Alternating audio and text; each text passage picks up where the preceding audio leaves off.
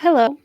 We're live immediately because my browser where the studio was delaying and not responding to my clicks. So Oh, we're live when you don't think we are. I just told you we weren't, and I'm wrong.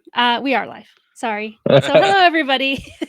This is hello. a game night hangout with Protospiel Online, and we've got our usual co-host Robert Cole here with us, and now this week Kyle Cushman is joining us, one of our alumni from Protospiel Online. Good to see you, Kyle. Yeah, Kyle came on into the stage channel and played with us the first night we were goofing around with House of Danger, so he revealed himself as somebody who might have time at this time.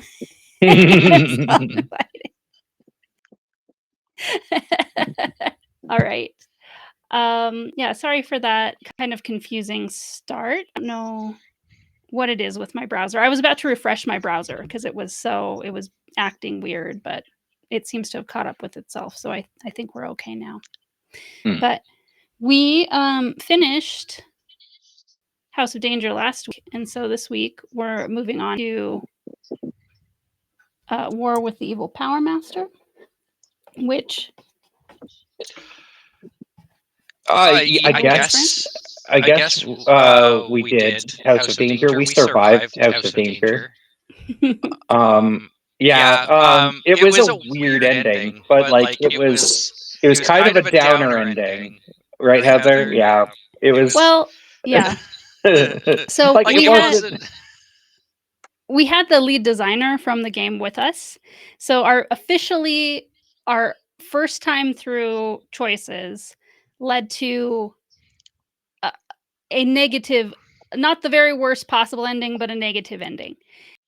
And we kind of complained that it didn't make any narrative sense that we acted like have some items that we did have. Like we were with a professor and he's like, if only I had those 3 items of mine, and we had them, but we hadn't found like the articles that told us what their names were.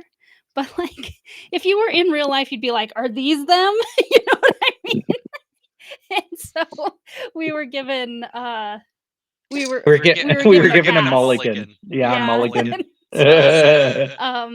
We were only 1 card short of having found like the article that told us the name of the 3rd piece. So we were very close to even as written, like hitting the medium good ending. He said he thinks that there were 4 endings: very good, very, very dark, and then like kind of good and kind of dark.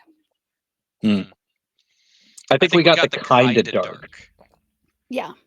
Because and the kind of good. Yeah. We were teetering between those two. We read both those endings though. Yeah. Yeah. And Robert has played this before in person with somebody else. I've not played this War with the Evil Power Master yet.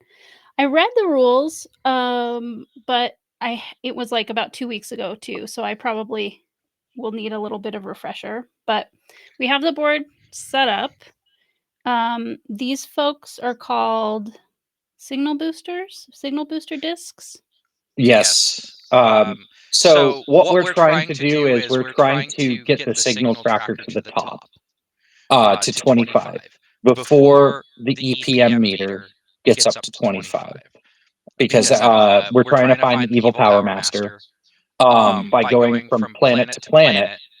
I believe so. Each one of so I'm trying to remember exactly. So I believe that each of the signal booster discs, like 1, 2, some of them have 1 pip, some have 2 pips, some have 3 pips. Yes. So I think that's like, I want to say that's the chance that they'll have a higher number. I could be wrong. Yeah, I think there's a range of numbers that could be on the other side based on their pips. Yeah. So like we do want to kind of try to go for the 3 pip ones. And well, so that's the thing. Like each planet is like each planet has its own chapter. So it doesn't really determine the difficulty of the chapter by any means. It just kind of but on the other end, you'll see that there's like a red square with a number in it in between planets. So whenever we change planets, whether that's because we lose a planet, because we can lose a planet, we can die on a planet, and then the game will be like, okay, so you have to choose another planet. So either you can lose a planet or you can win a planet. And when you do that, you have to move to another planet, and the EPM, yeah, the red squares are how much the EPM meter goes up per planet you skip. So I think, oh shoot, sorry, I'm just looking real close. I think they're all twos. So yeah, all these. yeah, These do all say 2, but like I'm assuming you can go from here to here. yeah. If you So want to, and that would be 4. right, yes, Okay. yeah. So you probably want to go one planet at a time, regardless of if you win or if we win or lose. Especially since if we lose, the EPM meter will go up. Like the EPM meter will go up for different reasons. Last time I played this, we got incredibly lucky, and the EPM meter didn't go up at all until we started like moving planets. Like I think it never got beyond 6. Because we were just really, really good. We're really, really lucky, you know. And we were able to get good rolls. And hopefully we will also get good rolls. Yeah, knock the on signal wood. tracker. The signal tracker 2 is also the challenge level when we're doing. Like you played with us, House of Danger a little bit before, Kyle, so it might be familiar. Like sometimes you're presented with a challenge. That's when you do the roll dice, or die, one die.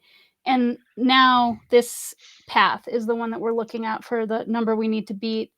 We have to get a 4 or better as long as we're in this light green area. 5 in this middle, and then 6. Oh wow. So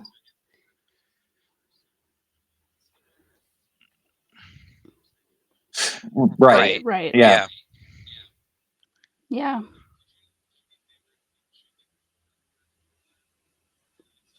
This. Yeah, he does look like Space Dracula. He does. Oh my gosh.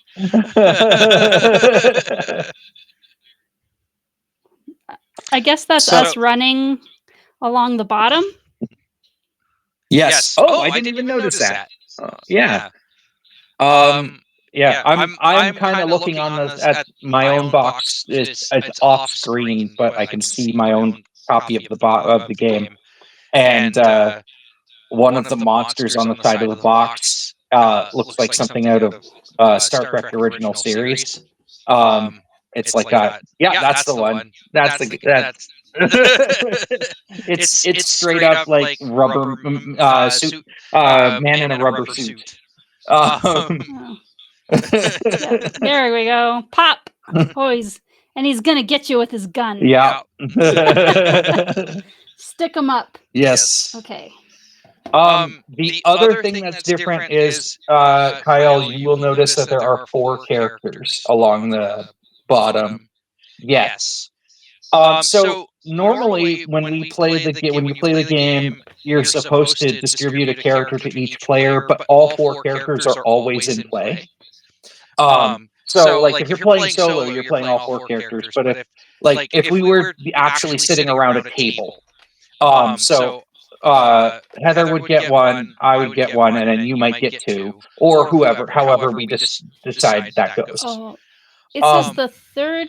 If you're playing with 3, everybody gets to control the third one. So we can each pick one, and then the 4th one is cooperative amongst us. Right. So and they each have different abilities. Yeah, but I think playing online, that really doesn't make a whole lot of sense. Like we're basically essentially we're 3 players, but we're effectively playing solo. So yeah, the hive mind. So So I think when it comes to challenges, we just have to choose which character we want to use for a challenge. And it depends on, so these are the different strengths that they have. So this character is Commander Chen. He has a strength, he has +1 to all strength rolls and +1 to all, I think that's a psychic roll? Dexterity. Oh, dexterity. Okay. Yeah, he's kind of inelegant. Okay. And then Fliptoe? So Fliptoe is good at perception and driving, but he's bad at dexterity and diplomacy. He's also quite inelegant. So this is Tara, I think. Tara, yes. So she is good at diplomacy and dexterity, but bad, but she can't see for anything, and she can't drive. And then finally, there's Dante. Dante's a robot. He can drive, and he's good at diplomacy, but he's bad at dexterity, and he's bad at strength. Which bad at strength makes sense because he's a robot. He's quite small. Yes, he is very small. Yes. And you go ahead and ask. Yeah. Before I go.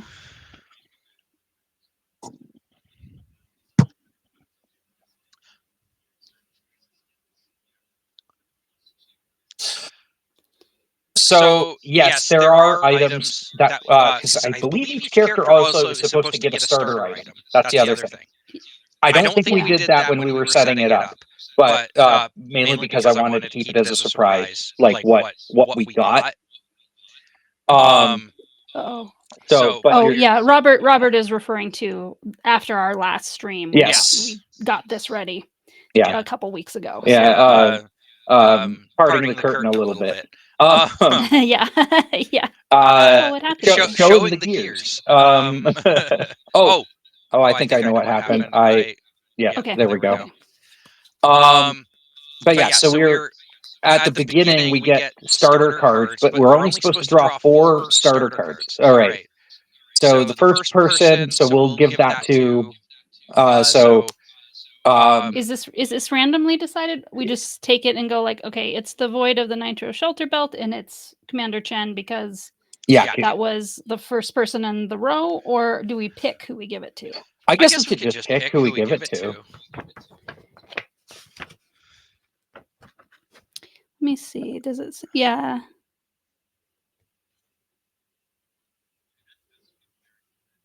Yeah, I agree. Yeah, it doesn't say that you choose, but it doesn't say that you don't choose. I don't think it says randomly either, but that's what we want to do. Okay. Yeah. Okay.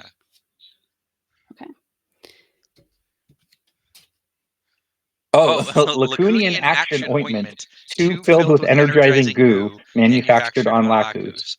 After a challenge roll, discard to roll again, and add a second roll add the second roll to your first roll for your challenge total. Wow, that's really powerful. You know what? That's yeah. And the Haymog Karma Inducer, device created on Haymog that hastens karmic retribution in any situation. Discard this card when you lose a challenge to reduce any EPM meter movement penalty to 0. Okay.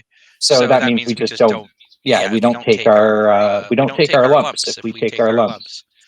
And then the Silicon Crystal Cube, premonition device from the glass planet Silica, 1,000 times more accurate than a crystal ball from Earth. Discard this card at any time to reveal 1 face down signal booster disc. Oh, okay. So that would come in handy, like between missions, so that we can decide which signal booster disc to go after next. Yeah, and probably you would recommend not using it the very first time we go to a planet. Right. see how the first planet goes before using it. Right. Okay. It might even be more advantageous to use it late game, so that we know. Yeah, so that we know like what would be worth going to. Okay. I guess so mechanically what's going to happen is when we flip over a disc, whatever number is on it, we move up on the green track. Yes. And that's one of the ways we can move up on the green track, but not the only one. Right, because there will be opportunities on each planet to move up the green track as well. Okay. Ready? Ready. Okay. I just say as I take a sip of tea. All right. Lacunian Congress. The evil Power Master is back, shouts Commander Chen to his green-skinned Martian friend Flipto. And he's still doing his evil thing. I love that intro. He's still doing his evil thing. Chen hands Flipto a message that just came in to Rapid Force Command from a remote sector in the vast Lacunian system. The news is grim. Sudden total destruction of planet Marzina, Sector 314789. Evil Power Master claims responsibility. Have a nice day. Flipto crumples the paper message in his three-fingered fist, his usual Martian self-control replaced by anger. Did you expect anything else, Commander? He demands. We both knew he would be back doing his evil thing. I hoped we had destroyed him in the Purple Days War, Chen said. So many lives lost, so much carnage, so much purple. The Rapid Force Officer, that's my next band name. So much purple. The Rapid Force officers sit in silence, remembering how the evil Power Master rallied the renegade planets that were denied entrance to the Lacunian System Alliance and led them in a rebellion. His powers must be strong again, Chen says, breaking the silence, or he would never have attacked. So go to Lacunian Congress 1, card 1. I don't think there's very many cards in this initial deck. Yeah, there's 3. I guess one of them is 0. Oh, okay. And then 1 and 2. Okay. Yeah. You are a primary unit commander, says Flipto. What are your orders? Call all unit commanders to meet with the Lacunian Congress, Chen says. We must plan for our defense and maybe mount an attack. Chen and Flipto lead the other unit commanders into the Lacunian Congress. Countless voices fill the Great Hall, speaking hundreds of languages. The dread in their eyes is clear. Every conversation is about the evil Power Master doing a new evil thing. Chen meets with Tara, the congressional spokesperson. Tara is respected for her firmness and wisdom in Congress and for being a fierce veteran of the Purple Days War. I knew that evil drip wouldn't stay quiet for long, Tara says. quite the insult, the evil drip. Before Chen can reply, the Great Hall is silenced by a booming metallic voice. It is the voice of the evil Power Master. Saying evil things, I guess. Give up, fools. Your time has come. Marzina is just a taste of my power.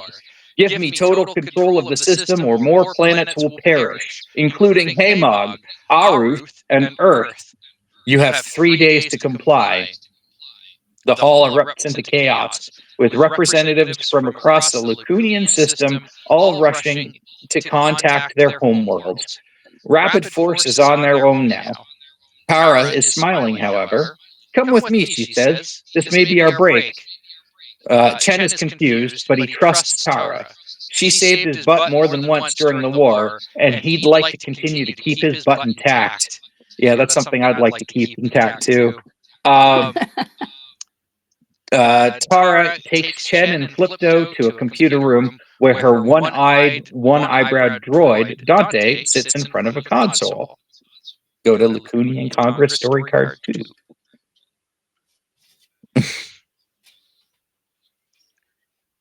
It really is. Especially the whole he's doing his evil thing. He's mounting a production of Cats, but it's going to be more similar to the movie. We got him now, Dante cries. The evil Power Master's message led us right to him. Almost. Tara's smile fades. Almost? He bounced the message through 9 planets, says Dante, including a base here on Lacus. He must be on one of those 9. We'll have to explore the planet to find him. Flipto looks at the readouts. The signal is too weak to pinpoint his location, he says, grabbing the last Sinistar bagel from the table. Then it will be like looking for an evil needle among 9 haystacks, Chen says, his stomach growling, or a bacterium growing among 9 gigantic Sinistar bagels. Flipto shoots Chen a side-eye. You're not getting one bite out of this bagel, he hisses. No time for bagels, snaps Tara. We need to boost that signal. Flipto's forehead wrinkles. If we visit planets where the evil Power Master has been, we can collect more transmission data, he says. I can use the data on the design, or to design an algorithm to boost the signal. Then we can find him, says Tara. I keep going Tara and Tara. Flipto Either. either one works, huh? Flipto and I will head out on the Fizzlet, says Chen. Dante and I are coming too, says Tara. 4 heads are better than 2, and 18 arms are better than 4, says Dante. And this bagel is gone, says Flipto, polishing off the last bite. All right, so we to determine the starting planet by rolling the die 2 times. The first roll determines the column, the second roll determines the row. Okay. Pretty low stakes rolls. Yeah. I gotta change this to my name again. Oh, it's in the drop down. It remembers me. Because I've been in this browser before. Okay. So actually, but with this, we don't need to roll it twice. Oh, okay. So 2 and 1. So I think that's the top corner. Yeah. Okay. Yeah, it's the top left corner. Oh, wait a minute. So wait, okay, you're saying one of the dies is for the column, one is for the row. Yes. Okay, I see.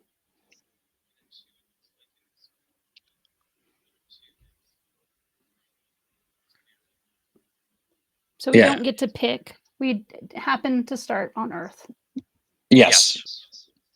Well, yep. That's a good place to start, I think. So you just put the little purple guy on purple pawn. Yep. On Earth. Don't look at that yet. Oh, you don't? Nope. We spoiled it. Wait, that's okay. What I thought that's what you said we did is we looked at it and moved the tracker thingy. No, we don't look at it until we finish the Earth, until we finish the planets. Okay. Well, I can shuffle them again then. Oh, okay.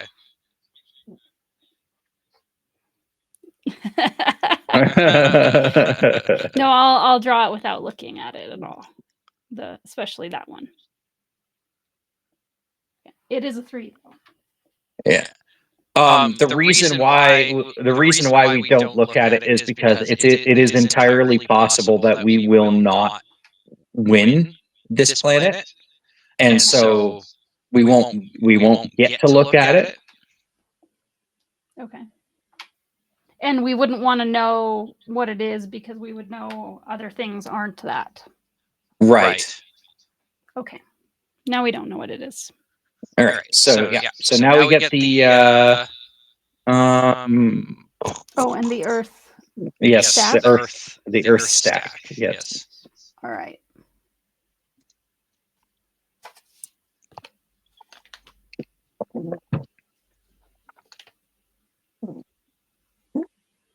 Okay, yeah. It says first card in that planet story deck. At the bottom of the last card. Earth.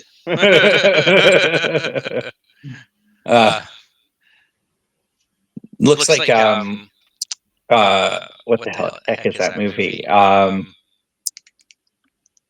This Island Earth. This Island Earth. It's the guys from This Island Earth with the really big foreheads. Yeah, I don't either. Oh yeah, I can see. Yes, handsome Squidward without the nose. Yes. Earth Commander Flipto asks, "Are you certain?" Absolutely, Chen says. He opens the equipment locker and pulls out 3 vacuum-sealed envirosuits. The Martian frowns, but no one has set foot on Earth for years, which makes it the perfect place for the evil Power Master to hide, says Chen. Set a course, Dante.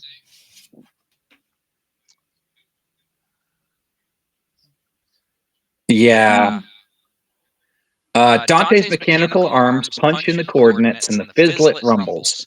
The stars outside spin and twist in a spiraling swirl, a sight that always makes Flipto think of frozen yogurt. But the Martian isn't licking his lips this time. Tara, Flipto says, your people abandoned this world for a reason. All records of that were lost during the Purple Days War, Tara reports, stepping into her envirosuit. Earth may have been the evil Power Master's hideaway since those violent violet days. Flipto shakes his head, but dons his own envirosuit anyway.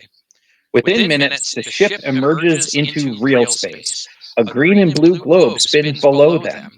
Dante executes a perfect landing in a forest clearing.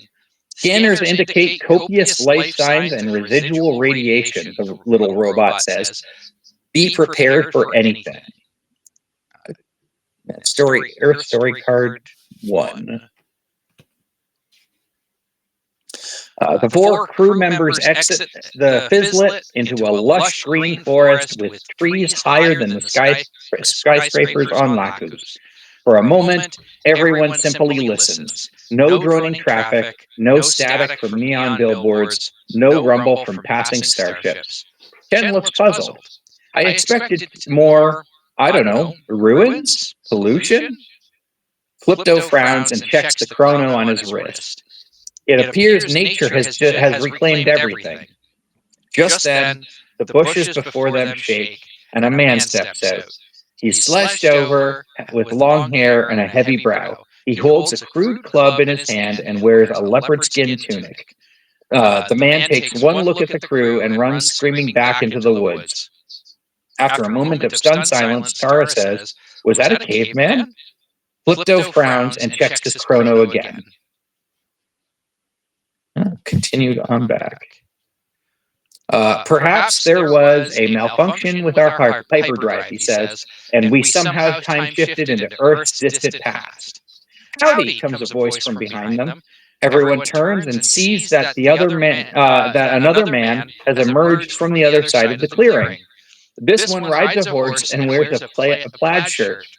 He tips his 10-gallon hat to the crew and smiles. Y'all looking for something? No one knows what to say. Flipto frowns and checks his chrono again. The cowboy shrugs and spurs his horse, riding back into the trees. This stinks of evil masterminding, Tara says. Chen instinctively removes his helmet and confirms that he can breathe in Earth's atmosphere. That's a smart thing to do. Remove your helmet and then immediately he starts choking. So if you follow the caveman, there's a choice. Oh, there was a choice. Oh, okay. Yeah, so if you follow the caveman, go to Earth Story card 2. If you follow the cowboy, go to Earth Story card 5. I feel like part of me thinks that the caveman might be more dangerous, but also the cowboy could also be very dangerous. What are you thinking, Kyle?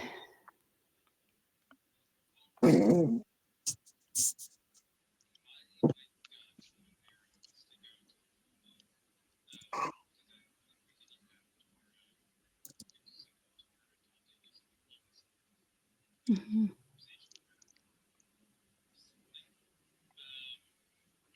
Yeah, the caveman doesn't seem like they can have a conversation with us. They just screamed. Yeah.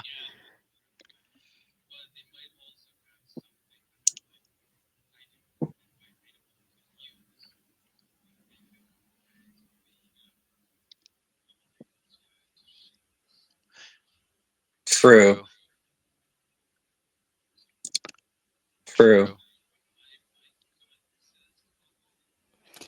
He wasn't unfriendly to us, you know. Yeah.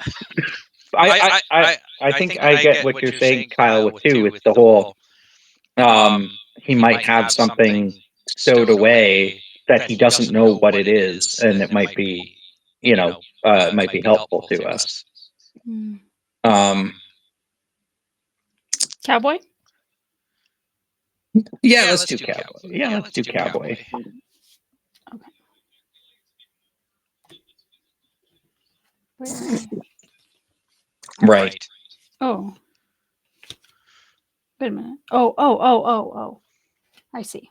I grabbed a card that I wasn't supposed to grab. Oh. And I put it on the wrong top of we already read that pile, and I was like, this has a picture on it. I never saw a picture. Okay, I put it back. All right. Dante leads the crew south along the cowboy's most likely course. The trees start to thin out after 20 minutes, and the sun beats down as shade recedes. Chen begins to regret wearing his heavy Rapid Force uniform. Reminds me of a Martian winter, Flipto says. The path leads you to a majestic cliff where suddenly 3 riders on black horses stampede into the path, cutting you off. The lead rider pulls out a wicked 6-shooter. Stop right there, the lead rider shouts through a bandana. Bandits, Tara yells. Smart lady, the bandit says. Empty out your pockets unless you're hankering for a sudden case of lead poisoning. Flipto gives Chen a look. They're not about to lose everything they've found for some ill-mannered miscreants. Required challenge, outshoot the bandit. Okay. Yes. Either Chen or Tara have good abilities there. So right now, early on, we got to get a 4 or better. And no, it's a 4 on this. Challenge level equals 4. Okay.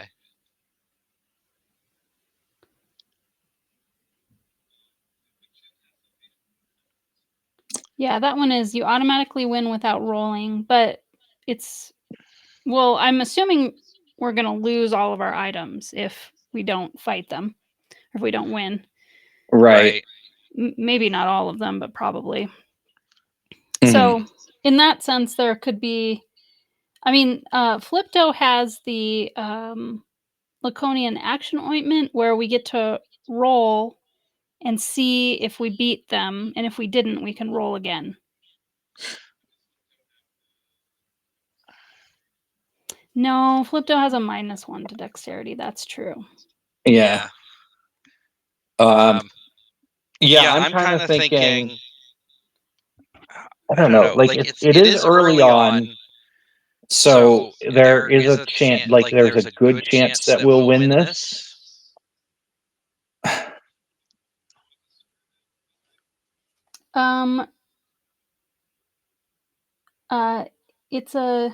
It's called a Hamog Karma Inducer. Device created on Hamog that hastens karmic retribution in any situation Discard this card when you lose a challenge to reduce any EPM meter movement penalty. So we're unlikely to get that. I think we're going to lose items instead of get a penalty there, but we'll see what happens. Yeah.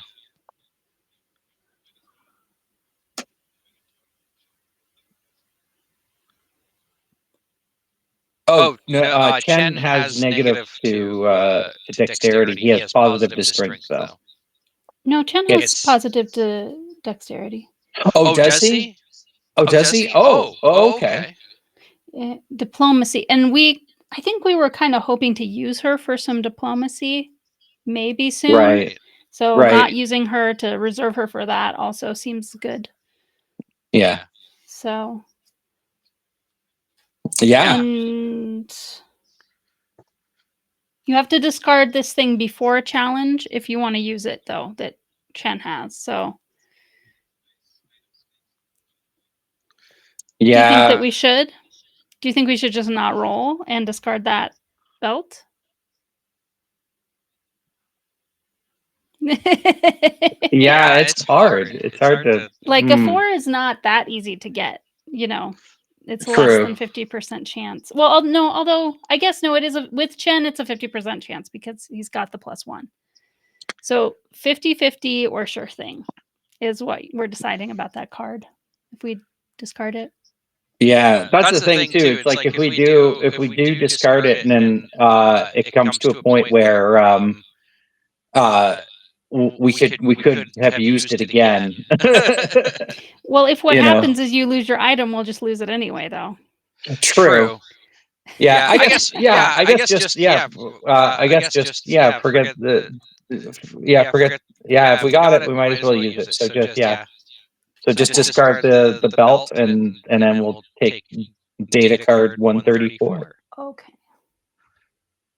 Automatically win.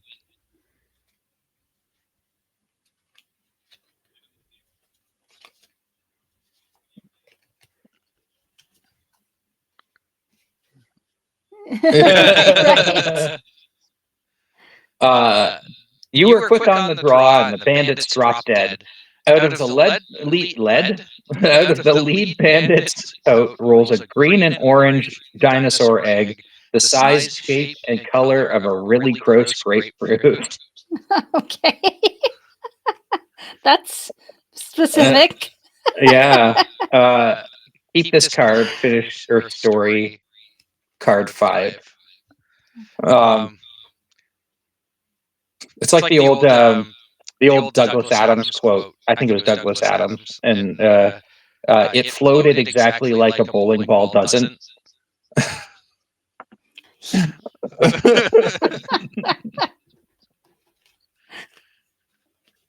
With the bandits dead, the forest returns to silence. That was some darn fine shooting, comes a voice from behind. It's the cowboy.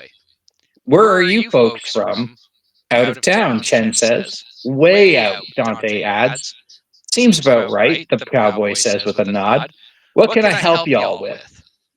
Tara squints. Was this man watching while the bandits attacked the crew? If you ask the cowboy about the evil Power Master, go to story card 11. If you don't trust the cowboy and want to scale the cliff, go to Earth story card 8. Or 10. I'm sorry. I think earlier on they were backed up against a cliff. So I guess we kind of debated before and said we felt like we trusted the cowboy, but yeah. Yeah. Yeah. Mm-hmm. Mm-hmm. Well.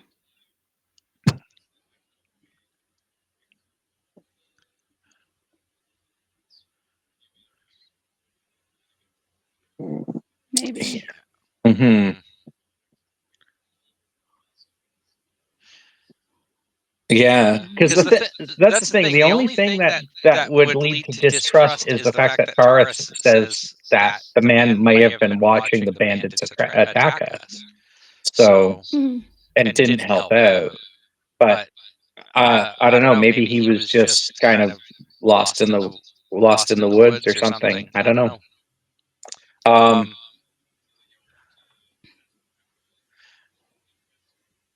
I think I do.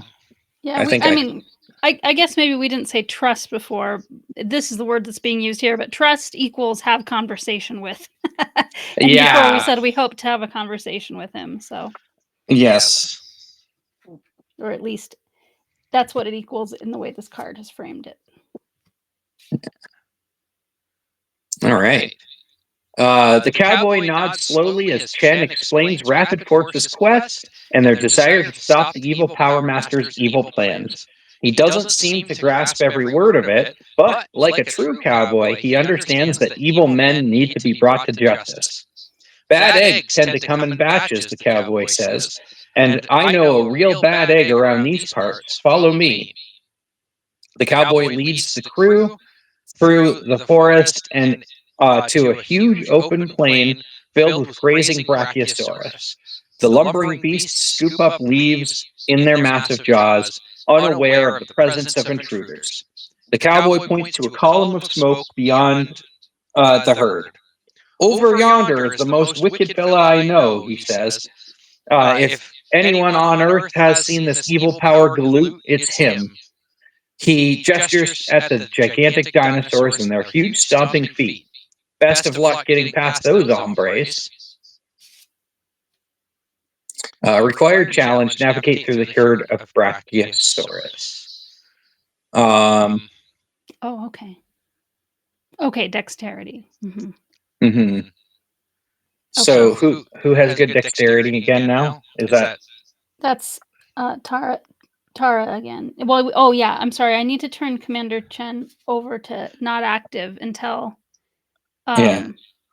until everybody else has done something. Yes. I think we didn't say that out loud before. Oh yeah. But yeah. That is how it works. Mm-hmm. Yeah.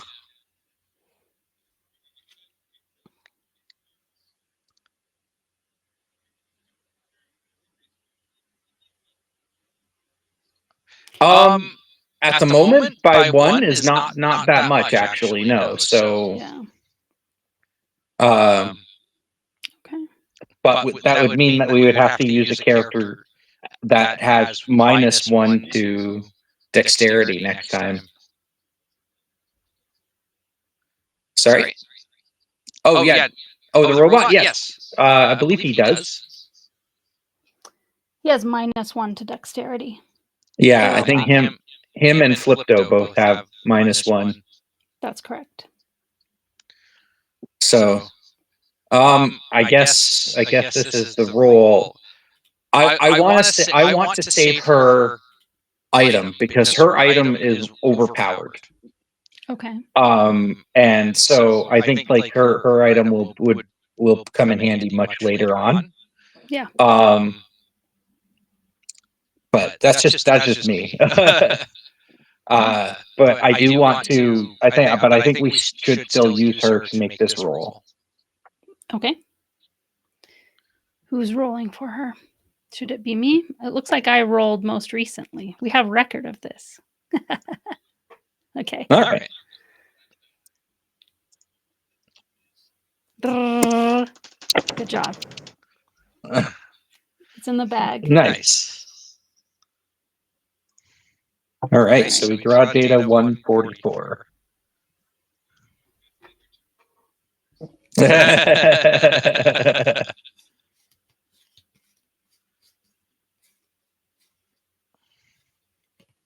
Okay.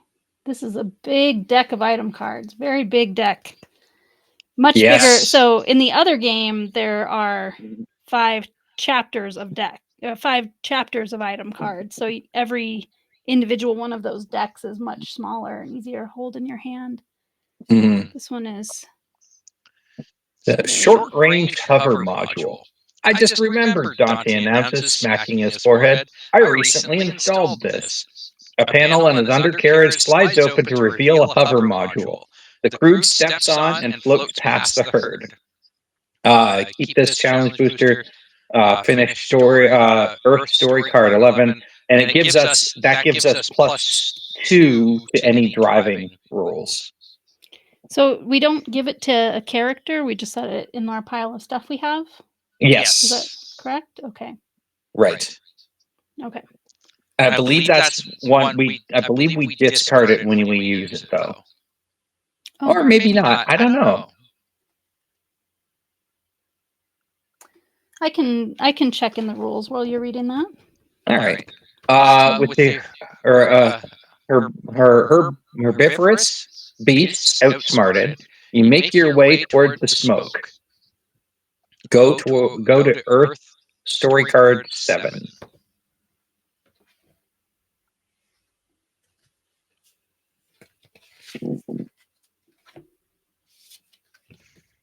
Oh no.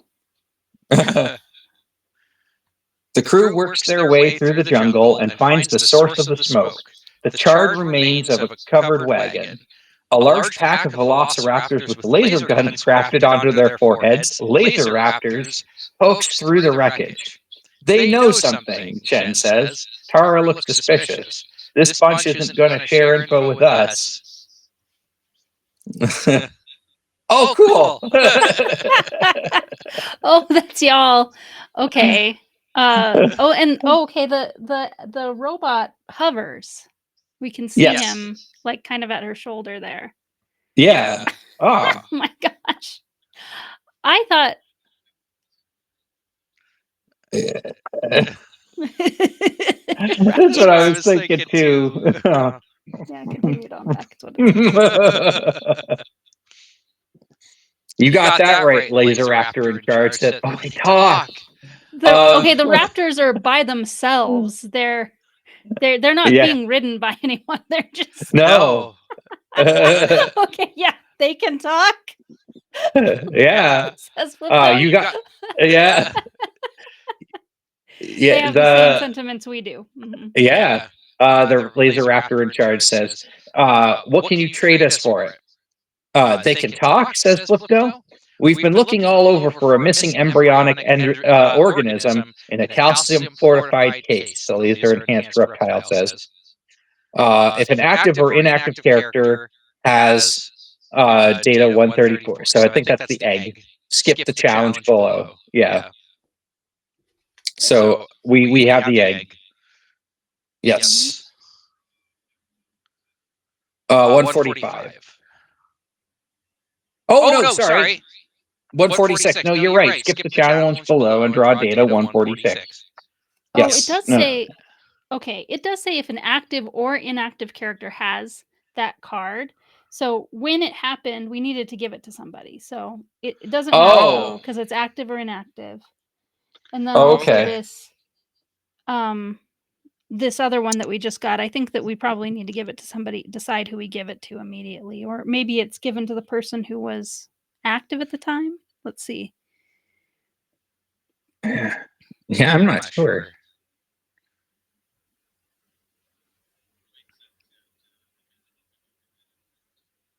Mm-hmm.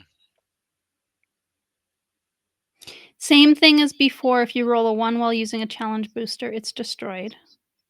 Oh, okay. So you don't discard it once you... Okay. Yeah. And sometimes they allow you to roll twice. And in that case, if either roll is a 1, you lose it. So it's actually a little more risky to have one that lets you roll twice, but it's more powerful too. So right. I don't think it says anywhere when you get one what you do, though. Okay. Do characters have limited inventory? I don't think so. Okay. Well. But yeah, do you think that we should give the challenge booster to the person whose turn it was when the thing dropped? Or I think that makes sense. Yeah, having some kind of rule. Yeah. Or is it more fun to give it to the person who we want to give it to based on what it does? Maybe it's more fun to give it to the person we want to give it to. Agree with that. So I think there is something, I feel like I remember reading in here that when you move between planets, you can rearrange who has what too. Right. So there's supposed to be some choice to it, I think. So who do we want to be better at piloting? Do we want somebody who's already good at it, or somebody who needed some help, such as Tara? Part of me wants to say give it to Dante because it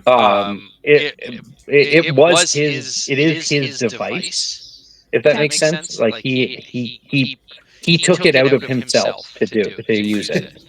I mean, it'd be also good. It's like, adding a +3 to your 6-sided roll. You're almost guaranteed to get a success at this point. Yeah. In driving, yes. Turning a +1 to a +3 versus a -1 into a +1. Yeah, as long as we can make it so that's the character doing it, and that does sound fun. Yeah. To be able to do. To aim to be able to do. All right. I've read my fair share of paleontological texts. I good at English. Says Tara. They're talking about the egg we found on the bandit earlier.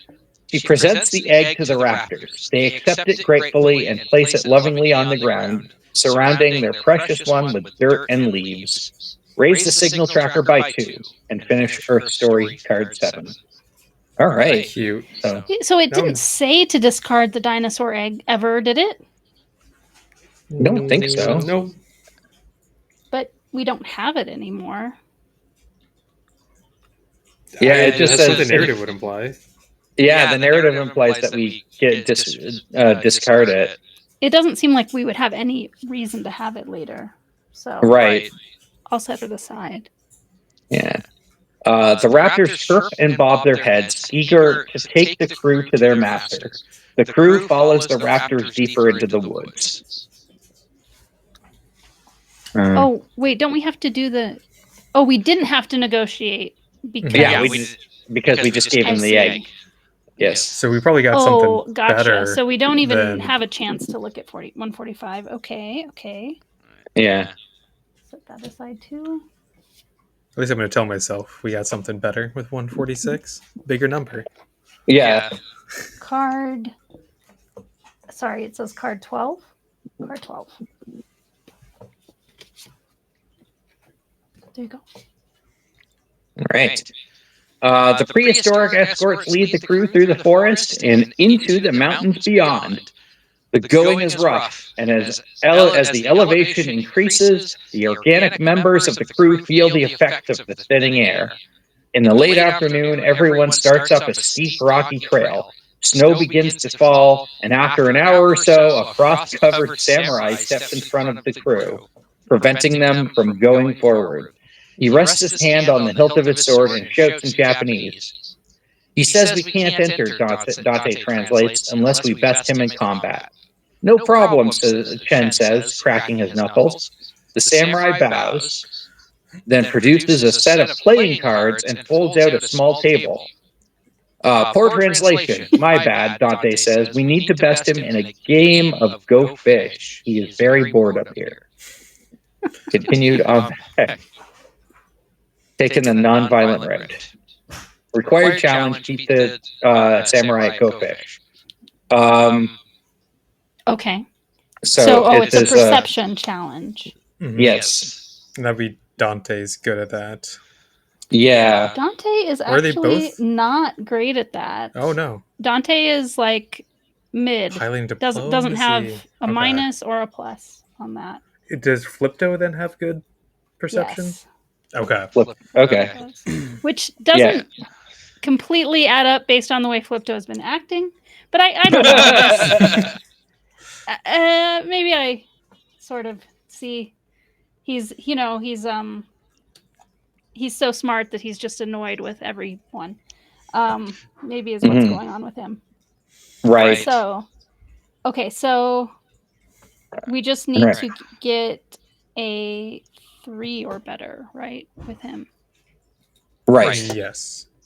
Okay, so I guess it's my turn to roll. Drum roll. Oh, come on. What is it? It's a 2. It is? Wait a minute. What happened? I don't see it. No, fine. Yeah, I see it on mine. Oh, did I? really? Are we in there it is. different? No. Oh, It was, you know what? It was the delay on the stream. Was the reason I oh, didn't see okay. it. Yeah. Okay. But yeah, Sorry. it is a 2. So what Which happens? Wait, doesn't Flipto have the action ointment? Yes. oh, Do you want to use it? you want to use? Let's do it. You want to use that? Okay. I mean, if we Yeah, just roll don't a roll 1, a it's 1. destroyed. Okay. And if we roll a 1 anyway, we succeed. So there's the 3. Right. There's the 3. Okay. So that's I'm 5. discarding that starter thing. All right, and we succeed. Yes.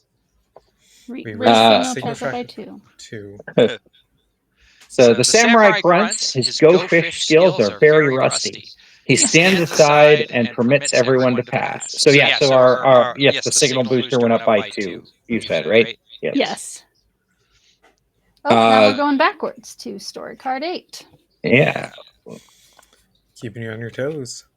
Mm-hmm. Huh.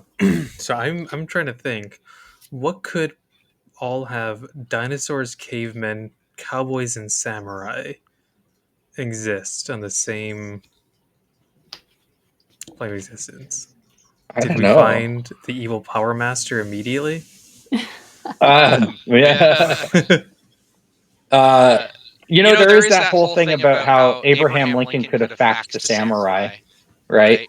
Because they all happened within the same. All those, like the fax machine was invented within the same time period that Abraham Lincoln existed and samurai existed, and so they say Abraham Lincoln could have faxed a samurai.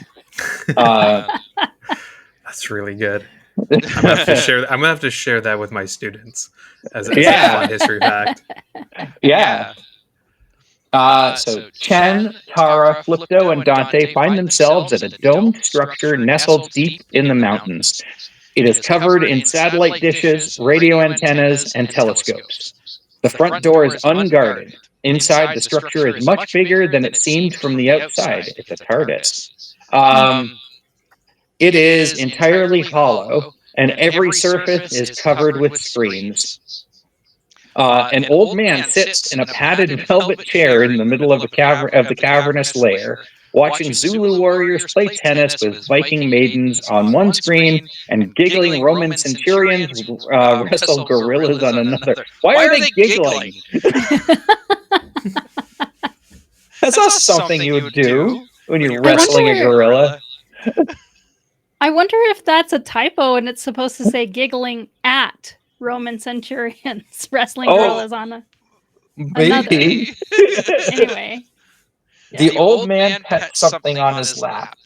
The crew approaches and Chen speaks, his voice echoing.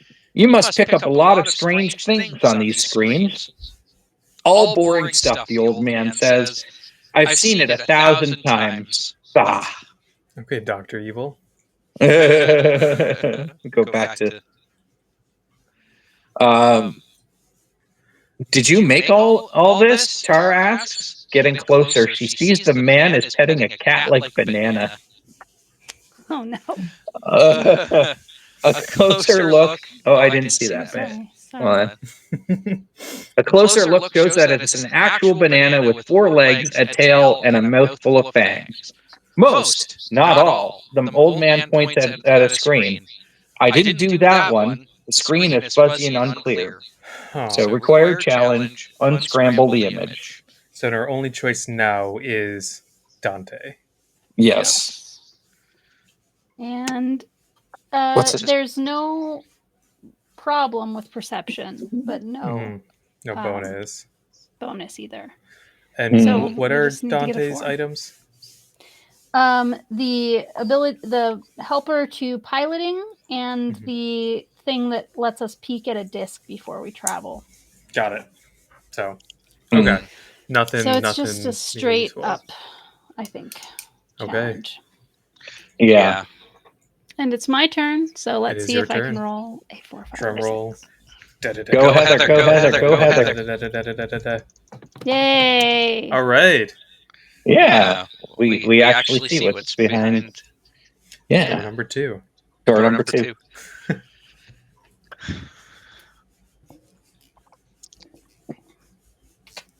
Oh, yeah. Oh, quick side thing. Going back to the whole Abraham Lincoln fax machine thing. I found out this week that apparently Tim Curry met Pablo Picasso. I had no idea that Pablo Picasso was alive that long. Wasn't most of his art like in the 30s to 50s? Yeah, something like that. But apparently, he had his portrait, not a full portrait, but like, so there is a Pablo Picasso sketch of Tim Curry. Oh, wow. Okay. Yeah. Flipto fiddles with knobs to restore the image on the screen. It is looped video footage of the evil Power Master on Earth. The data provides excellent material to add to Flipto's algorithm. Turn over the disk and raise the signal tracker the amount shown. If any character has one or more of the following data, raise the tracker an additional amount. So 136, SI9, and 89. So do we have? We have SI I don't think 5 and 6, 144, and I'm pretty sure, 136 and 146 were discarded, but just in case, they're not one of those things either, right? Okay. So we just raise it by 9. Huge. Yeah, that's a big leap. We've already had increased it by 4 through good actions that we did. Okay. Yeah. And then what does it say? Choose a planet, I think? Yes. Yeah. Choose a planet to explore is the last line in italic at the bottom. All right. Do we go to the next big pip? X3 pip? That's adjacent that's next to us. Yeah, we could do that. Straightforward. Mm-hmm. Okay. That is silica. Oh, and we use Dante, so now everybody flips back over. Beautiful. Perfect timing. Yeah. This reminds me a lot of I picked up on a whim a while ago, Escape the Dark Sector, if y'all played it. No, I've never heard of that one. Mm-mm. It's a narrative, like card-based adventure game, very choose your own adventure style. Y'all would like it, I think. Okay. Look that one up. Mm-hmm. All right. Silica. Dante pilots the ship towards the surface of Silica, a planet composed almost entirely of glass. Before the Purple Days War, Silica was a planet covered in deserts. The Silicans were peaceful sand farmers, supplying the Lacunian system with refined silica for all manner of electronic devices. In his first recorded attack, apparently launched on a lark, a teenage evil Power Master aimed heat missiles. Aimed heat missiles at Silica and its moons. Oh man, he really is evil. Like that's like wow. My God. A teenager would call themselves evil Power Master. The resulting inferno transformed most of the planet into glass and turned its moons into prisms. It's almost painfully beautiful, says Tara as the ship flies over the crystal forests and the mirror lakes. Light from the nearby star refracts through the interior of the planet, creating a kaleidoscope of color. It's going to get bright, folks, says Chen. Disco ball bright, adds Flipto. We're going to need some serious shade, chirps Dante. Free item, draw data 82. I think that was one of the ones from the previous that we would have needed to get more. I can't remember, but yeah, so draw data 82 as our free item. Rad sunglasses. Oh, yeah. They're actually called rad. Oh, okay. Standard issue rapid force sunglasses optimized to make the wearer appear super rad to anyone who sees them. Oh, it adds to your diplomacy. Okay. I want to negotiate. Hold on just a second. It seems like popping on sunglasses would make you like less trustworthy in a negotiation. But okay. Do I look cool now? Do I look like a good guy? Do I look like, that you can trust me? I'm sure you can trust me. Do you want to go the same route and give this to Tara? Because I think so. Yeah. She's already good at that? Okay. Oh, yeah. Oh, yeah. I think she'll look great in sunglasses. The evil Power Master signal originated near a town called Rainbow Alto, says Flipto. He provides Dante with coordinates, and soon the ship is zooming across Zilliga Valley, the planet's largest remaining desert, toward a quaint village of glass at the edge of the dunes. Silica Valley. I just got it. Continued on Silica Story Card 1. Be careful, calls Chen as the droid lands on a sheet of glass outside town. The warning is a bit late. Several large cracks spider out from the landing gear as the ship settles into place. Tread lightly, you delightful clodhoppers.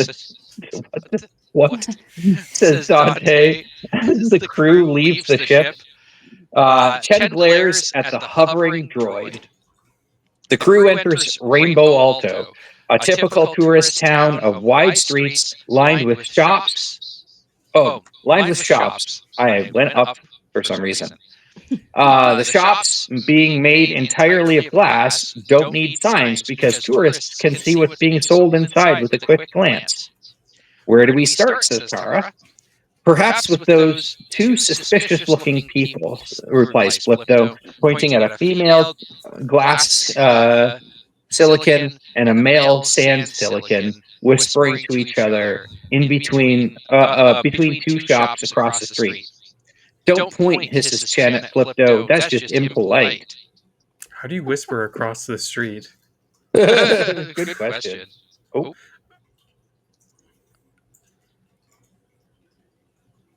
Got it? Okay. Yep. But the two silicons already caught sight of the rude Martian's finger, and the suspects run off in different directions. Interesting.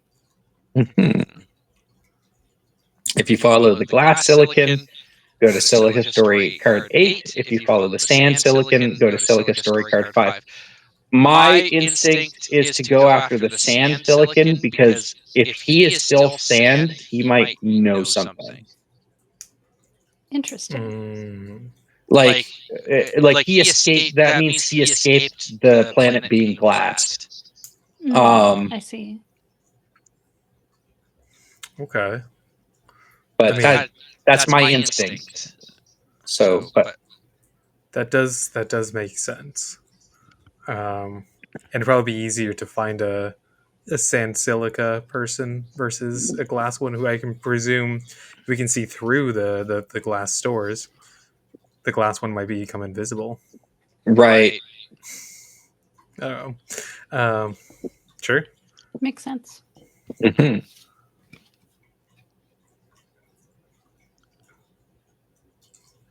The glass silicon disappears down another street, but the sand silicon runs into an alley, his sandy limbs undulating like rolling desert dunes. The crew gives chase. At the other end of the alley, the sandy suspect has disappeared. A thin trail of sand points the way towards the edge of town. Hurry, says Tara. Ooh, you moved too far. Went a little bit too far. Sorry. It's okay. Hurry, says Tara, or we'll lose him in the desert. The sand trail weaves through town, but prismatic rainbows make it hard to see the culprit. The crew finally catches sight of him as he steps off the edge of the glassy plateau above Silica Valley. They run to the edge and gaze into the sandy valley, but the sand silicon is gone. Dunes extend as far as they can see, with waves of flowing sand. The only break in the sand sea is a craggy, prismatic glass peak to the west. Oh. Can we track him? Asks Chen with little hope in his voice. So required challenge, track the suspect. So that's a perception. And Fliptoe is the only one that has a bonus to perception and is available. So we could use Fliptoe. Okay. Yeah. I believe it's my turn. Cool. And we're going to roll. Let's go. Got it? Yeah. Good we got job. a 5. Ooh. Nice. Very good. Okay. Make sure to flip him over. And we get data 73. Wow, I happened to split the deck right where 73 was. It was like a magic trick that I performed for myself. I was as surprised as anybody. You got to go on Penn and Teller Fool us. Bonus story choice. Barely discernible tracks, nearly covered by blowing sand, head into the desert south of the Glass Mountain. Place this new story choice below the bottom of the Silica story card 5. This option may be considered when you are ready to make your story choice. Finish Silica story card 5. Okay, so we have the correct choice that appears. Mm-hmm. So head to the Glass Mountain, and then the other choice is follow. Oh, I got to turn it over. This is kind of weird. Like, why wouldn't we choose this, right? Yeah. Right.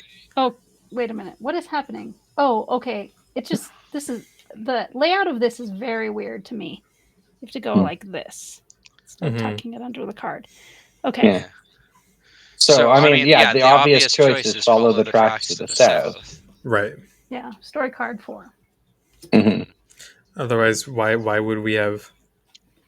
Right. Mm-hmm. If we think that this is too dangerous or something, maybe we could make a choice differently if, I don't know, everybody was exhausted or something, but I guess it's possible they could be. Yeah.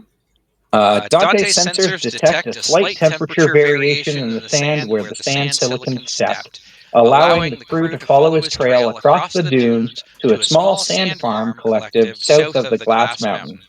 The temperature trail almost scorches the droid sensors when they enter the commune, because of all the sand traffic from the resident farming families.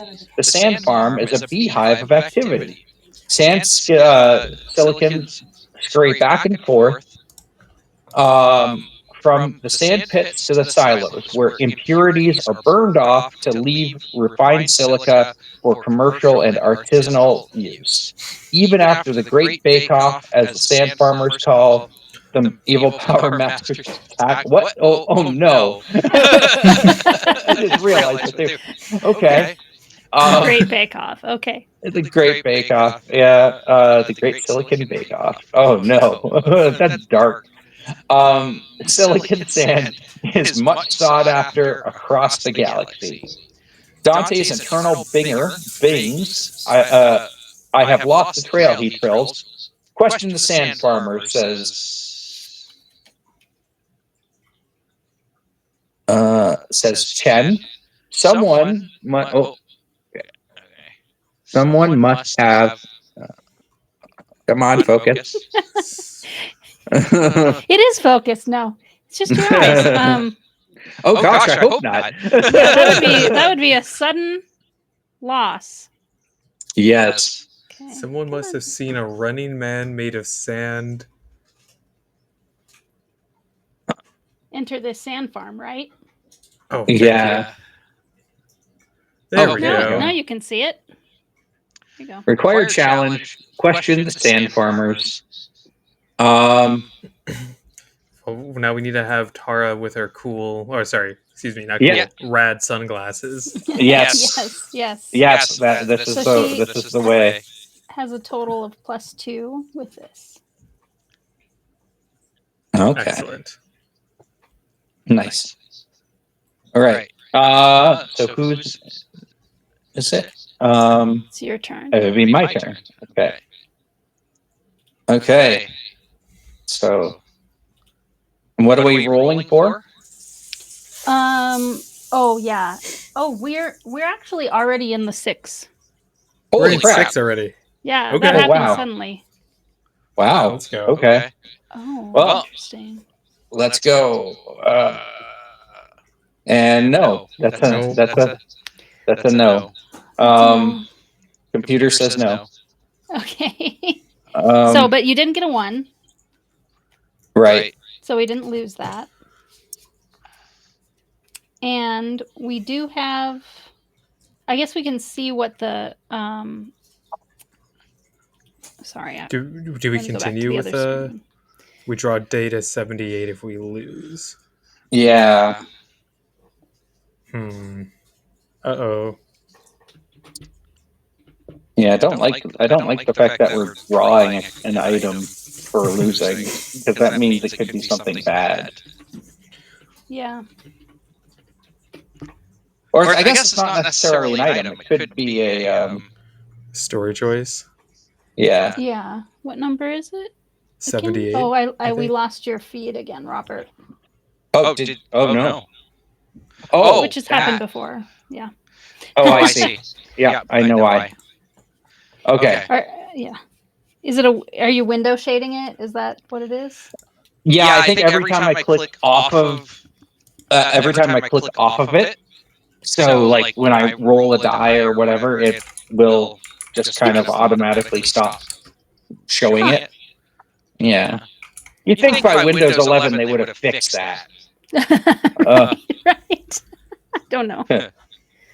While Flipdo questions a sand farmer, a breeze blows dust into the Martian's eyes, causing him to sneeze. The force of the sneeze disintegrates the sand farmer to a pile of sand on the ground. No, that's harsh. I guess we'll never know, says Flipdo. The commune breaks into an all-out riot, and the crew runs for their lives back to the Fizzlet. The end. Raise the EPM meter by 4 and discard the disc. Choose a new planet to explore. That was brutally short.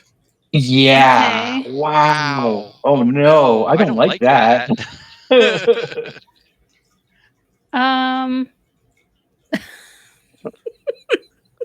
Yeah.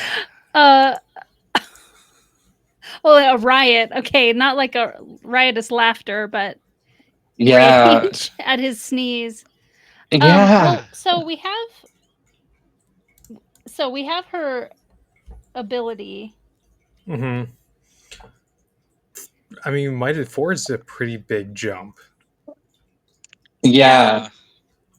So we will skip that. Will we use it to skip that? I think that might be a good idea to reduce the EPM meter. The raising the EPM meter by 4. But we still have to discard that disc and choose a new planet to explore, which means we will still have to go up by 2. I'm so curious what we would have gotten. So curious. Yeah. I was supposed to, well, especially because we're at a high number too. I was supposed to move the red meter up to before, which I hadn't done. Right. I don't think that matters that it hadn't been there the whole time. Right. And now that we move to the next planet, we have to go however many. So the disc on silica we have to discard entirely because we can't go back to silica.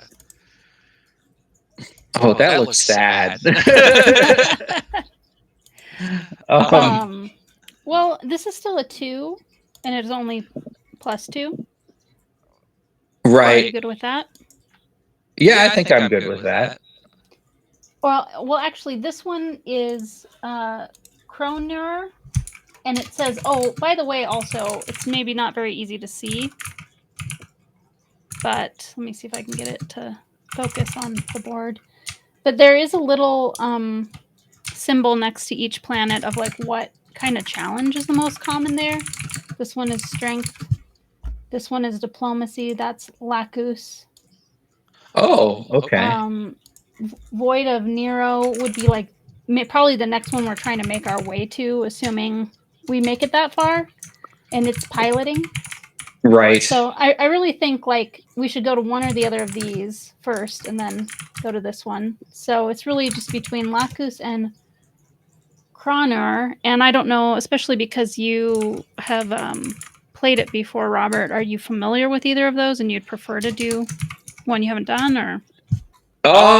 I haven't seen Cronor yet. The only two that I remember are Follop and Proxima Centauri. Okay. So either way, right? Yeah. So Cronor will be fine. And I'm actually kind of really glad that we did not go to Follop, because there is a very awkward word that comes up a lot. Okay. All right. So it's right on the name of the planet, and if you put IAN on the end of it, like to talk when you're talking about I see. the citizens of Follop. Huh. Interesting. That seems like that was a purposeful stylistic choice. Yes. So. But between we lost your feed again, but between there we go. I guess technically we have been to Lacus before, so it's Lacus is different because it's not the same as the Lacunian Congress. It's okay. It is a whole adventure by itself. Okay. But I'm okay with going to Cronor. Question real quick. Mm-hmm. Do the skill icons on either side of the planet name tell you what kind of skills we're likely to find there? Oh, I'm sorry. There's actually one on either side of each one. Both dexterity and diplomacy are on Lacus, and both dexterity and strength are on Cronor. And that's challenges are more likely to be those things. Okay. Yeah. I'm voting for Cronor. Great. Myself. Let's do it. Okay.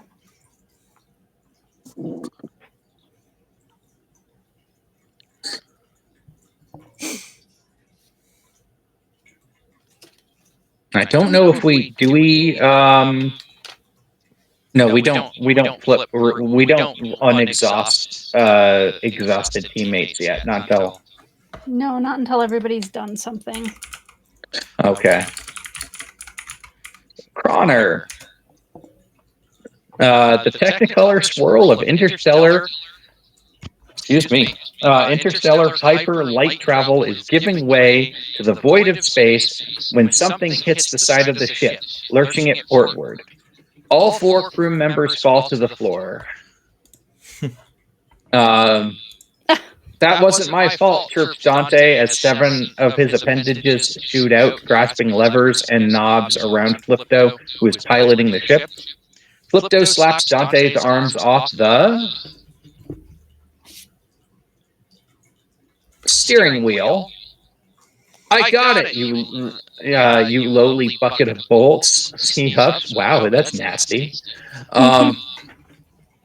What's their problem with each other anyways? Yeah, they just hate each other for no reason. Yeah, seemingly. Flipto maniacally turns various knobs and flips several levers to get the fizzlet back on track. Dante slowly reaches an arm out to turn one knob Flipto doesn't see. The ship rights itself. Dante's single brow drops into a distinct glower towards Flipto. Flipto's 2 eyebrows respond with equal glower. We must be under attack, says Chen. He leaps forward and flips the alarm switch. Sirens wail, and lights bathe the bridge in red. Ready the cannons.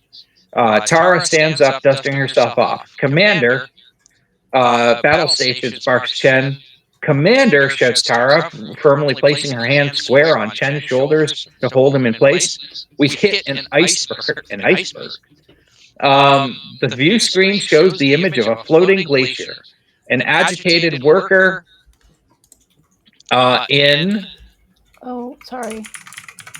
Worker in... Oh, continued on, sorry, story card 1. I'm like, we already did the back. We can't see your And we lost again, your... sorry. In an orange spacesuit waves 2 glowing sticks in the universal go-around gesture. So I guess he's doing... Now we're like... yeah. The universal go-around gesture. Dude in a spacesuit with one of those stop signs, and then just turns and it says slow. Right. And it's funny that they say universal, and you're like, that's like this, right? And I'm like, I think it's like this. I'm like, apparently not so universal. Yeah. Right? Anyways. So a universal go-around gesture as he bobs weightlessly and looks to a nearby mining vessel. We must be near the ice mining operations on Moon Atlan. On the Moon Atlan, says Flipto. I hear the snack bars there are bland and suffer from limited selection. Why is Flipto constantly talking about food? Chen thinks, a perfect place for the... Evil Power Master. Evil Power Master to hide. There we go. Kyle called it. He says, that guy hates snacks. We didn't come here for snack time, says Tara. She points at Croner, a jade planet encircled by white rings. The Empress's security force in Rhea City is legendary. If anyone has a lead on the evil Power Master, it's them. Rhea, Flipto ponders out loud. Rhea. Yes. If memory serves, the snack bars there are exquisite.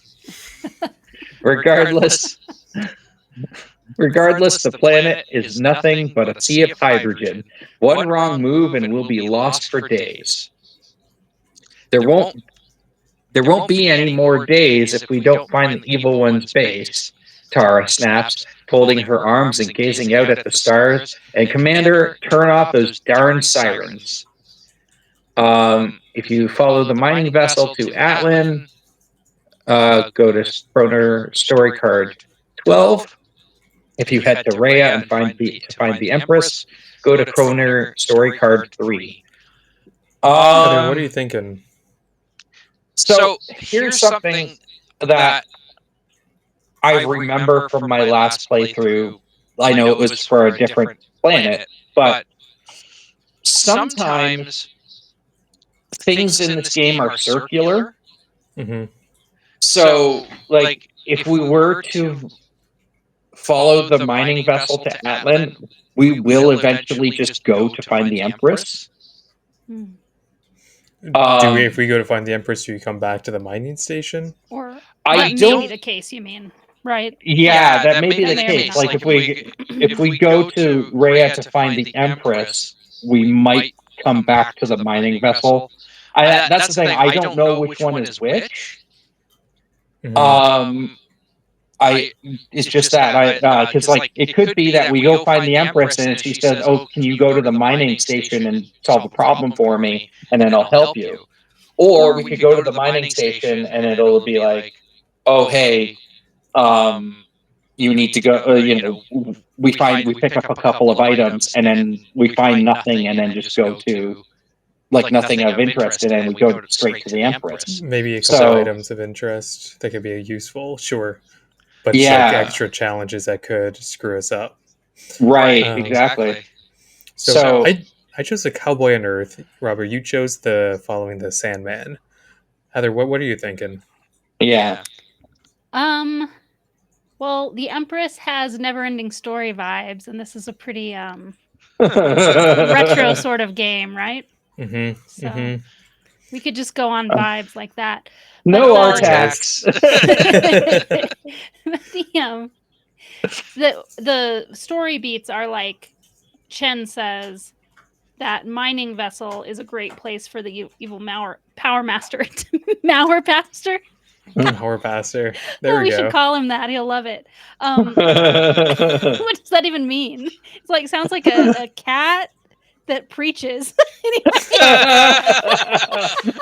mean, if anyone would be an evil Power Master, it would be a cat. Let's be real. It's the guy on the cover wearing Kyle's headphones. There we go.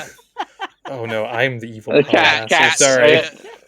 A cat standing at a pulpit. Meow, meow, meow, meow, meow, meow, meow, meow, meow.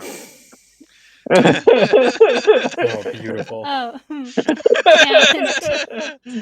And I think that's going to be a clip, isn't it? That's going to be a clip. Tara said the Empress Security Force is legendary and they probably can help us. Okay, so Chen is saying Power Master is probably hiding on that mining colony, and she's saying these people would probably help us with Power Master. So it seems like it would be nice to have some help. Dante is the negotiator and still is active, even though this place says we're expecting dexterity and strength more often than anything. But the Empress is on story card 3. Okay. Cool. All right. So we're going to Rhea to talk to the Empress. Cool.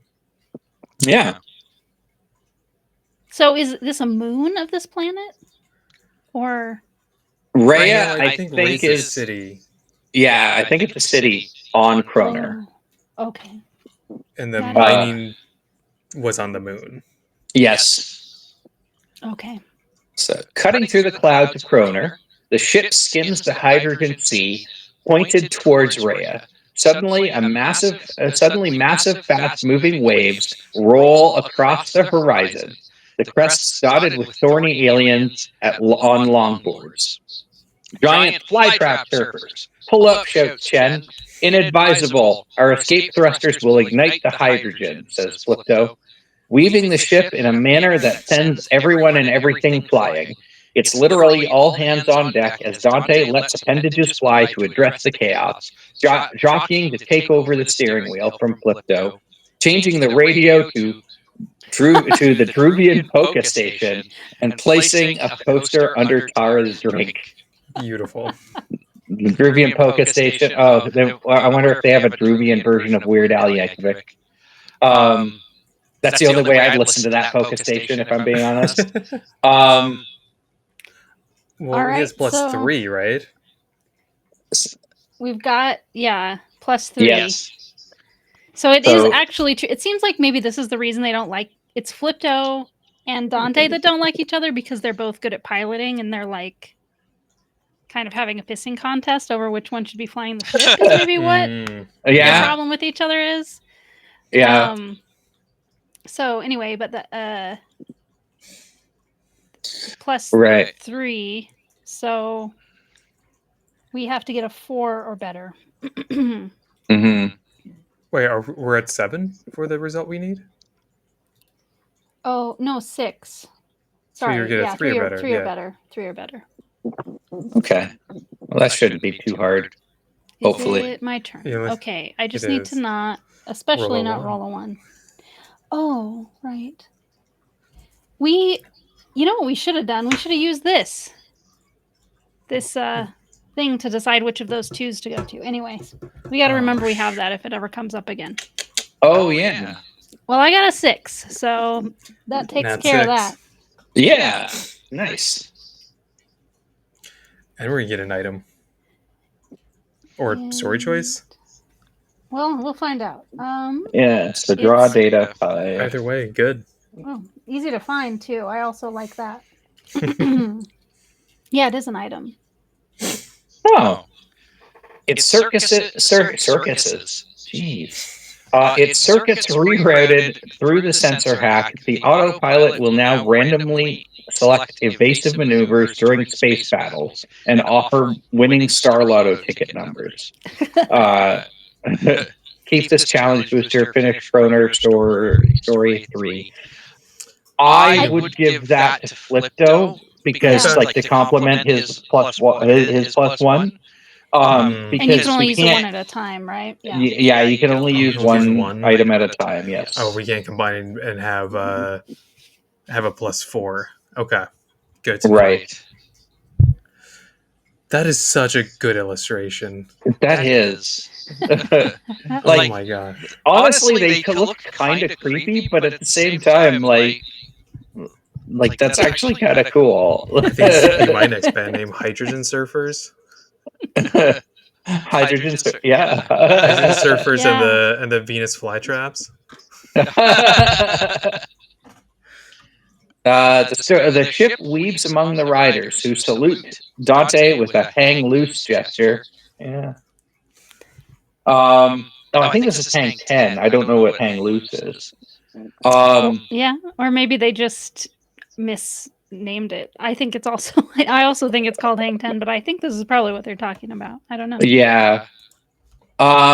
Eventually, the sea calms. A gnarly situation avoided with some truly tubular flying. A beep indicates the fizzlet is nearing Rhea, and they dive beneath the ocean's surface. Go to Kroner story card 10. Oh, I actually found out not that long ago what hang 10 actually means. It means you're putting your all 10 toes over the edge of the board. Oh. Now that you say that, I have heard that before, but I don't think I would have gotten it right on a trivia question. I think the only reason I know that is because of Jeopardy.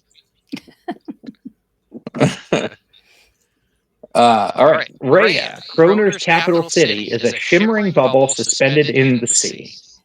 As the crew disembarks, a speckled frog-like official approaches. Her name tag reads Ribitella. That's a great name. Yeah. Required challenge, use your diplomacy. All right. Well, this is unfortunate. Okay. Jen is the only one left right now. Oh no. Oh no. Chen's the only one left? Yep. Yeah. Oh, so we're guaranteed to fail. Yes, So we need I a think 6. that's the case. So we're gonna lose, get everyone back, have Tara try it. Maybe. Yeah.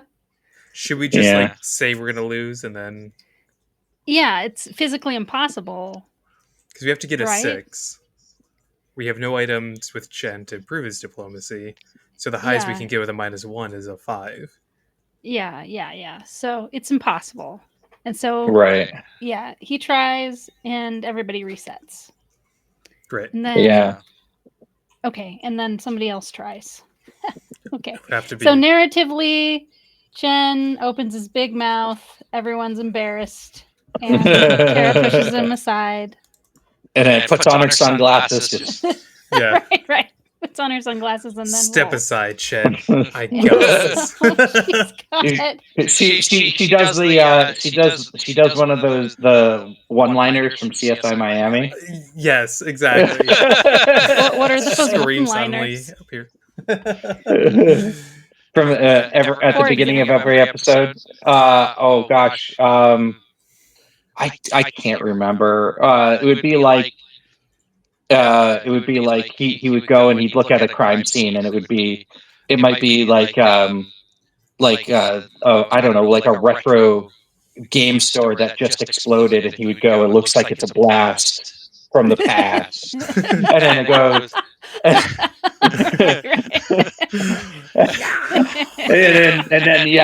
and then Bob O'Reilly by the Hoop starts playing.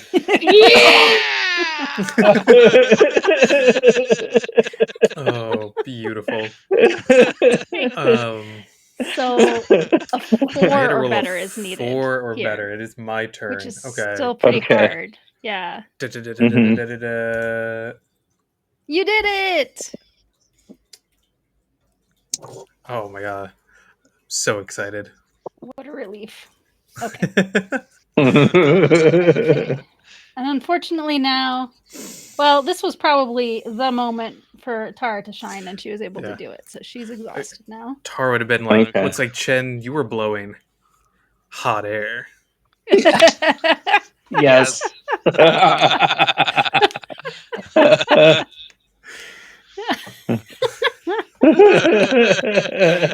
It's funny that narratively it tells us exactly what happened there. Chen is like, we must see the Empress at once. Flashes his badge. We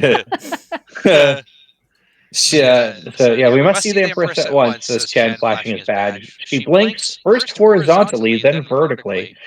Her eyes. The second eyelid. Yeah. Cats have that too, actually. Then taps at her computerized tablet in silence for a full minute. Dante's eye narrows. Tara, impatient, shouts, "This is a level 1 emergency." Ribatella holds up one long suction-cupped finger and scans the screen. Chen throws his hands up in exasperation. Finally, she looks up. "Sorry, my friend ordered moth wings, but the delivery guy brought fly wings, and she's allergic. Now, what's your problem?" Chen clenches his fists. "Oh, right, the Empress. She's super busy because she's like the Empress, but you can totally wait. You could also see the security undersecretary right now. His schedule is way clearer. So we could wait for an audience with the Empress, or go see the undersecretary." I feel like waiting is a bad idea. Yeah. But maybe trying to force her away may also be a worse idea. Right. Like, yeah. Or we get the bureaucratic runaround. I can imagine, yeah. I guess either one of them is something that we are being told we can have and we don't have to fight to get. Waiting or seeing the undersecretary. Yeah, I'm thinking like the undersecretary, like as Kyle said, I'm thinking the whole thing with the undersecretary is going to be like, it's just going to be like, yeah, we're going to get the bureaucratic runaround, and we're going to constantly just be stuck in a loop of, oh, you want to see the Empress? Hold on. Hey, you want to see the Empress? Hold on. Less, because this is a planet with strength and dexterity checks primarily, right? Supposedly. Right. Yeah. Maybe if we went to the mining colony, but yeah. Oh, sure. Yeah. Unless he's like, if you defeat me in one-on-one, hand-to-hand combat, I'll let you take it right there. Yeah, the undersecretary. Hey, well, there was a supercomputer that wanted to arm wrestle us in the past game, so anything's possible. And that samurai wanted to play Go Fish. So, it's been fairly non-violent aside from the time that we knife fought a monkey. But I mean, personally, I feel like doing something is better than just waiting around. So I wouldn't mind seeing the undersecretary, but yeah, we'll find out. Yeah, what they're like. Okay. Yeah. All right. The offices are overrun with hundreds of tadpoles and shrimp, as it is take your spawn to work day. That's amazing. In the midst of the chaos, an unattended information tablet blinks. Dante cocks his eyebrow and glances at the crew. Optional challenge: dexterity, procure the tablet. So this is optional. We don't have to do it, but it might get us something cool. EPM meter goes up. We're pretty low on it. Yeah. Okay. Did it go up? Available. Did it go up previously as well from the last time we lost? Wasn't the last time we lost at the end of that planet? Yeah. Oh. No. Wait a minute. There was a time that we lost without actually rolling because we knew we would lose. But we didn't. Yes. Oh, but I don't that. think we Yes. checked it. No. Let me check it.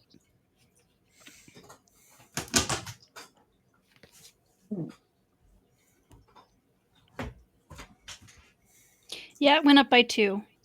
And Okay. It up. So what are we at now? Like 8? Yes. Okay. Yeah. I mean, I still think it's worth it. Yeah, I think so too. So maybe we can change the Empress's schedule around. And we're like, oh, hey, suddenly we're at the top of the list. Yeah. Also, I have a feeling that this might be one of those items that brings us closer to our goal at the end of the planet. Okay. Like, or like gives us bonus signal boost. Yeah. So we'll get like, you know, whatever, however much is under the disc, but then we'll also get like in addition whatever the tablet gives us. That's just a guess. Like that's just what this seems like to me, you know. So I think it would be a good idea to try to go for this then. Let's go for it. With Chen, we've got a +1, so we have to get a 5 or better. All right, okay. Robert. No pressure or anything. I'm notoriously terrible at these. Like I said, no pressure. Until you're not. Yeah. All right. Let's go. Oh, you did it. Yeah. I wasn't worried for a second.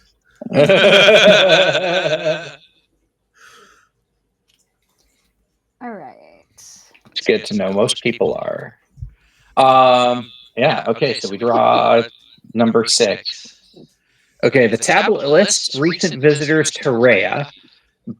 Between the morning caviar delivery and the afternoon caviar delivery is a known associate of the evil Power Master, a lizard person who met with the Undersecretary for Planet Security. So place the new story choice card under the bottom, at the bottom of Kroner's story card 4. This option may be considered when you're ready to make. Okay. Okay, so now we found out, like, oh, he really is going to give us the runaround, huh?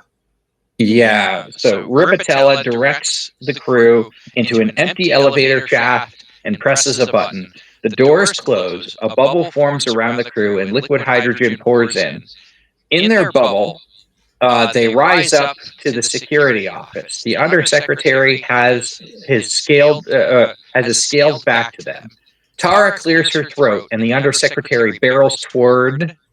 Oh, no. The group, shoving his frilled snout at them accusingly. Looking for the evil Power Master is my job. He's clearly got a chip on his shoulder, and whatever you call the place where his leafy fin meets his leafy body. Tara opens her mouth to respond, but he cuts her off. My agents believe he's in the rings. If he was on this planet, I'd have already caught him. Now, out of my face, with a leafy flourish, he turns and stalks back to his desk. Some folks really test a person, Tara mutters. So we can head to the rings of Kroner, or we can look at the other thing. If you don't trust the Undersecretary, you can wait to see the Empress. Okay, so yeah, I think waiting to see the Empress might be a good idea. Okay. So 7. Yep. 7. Yeah, 7.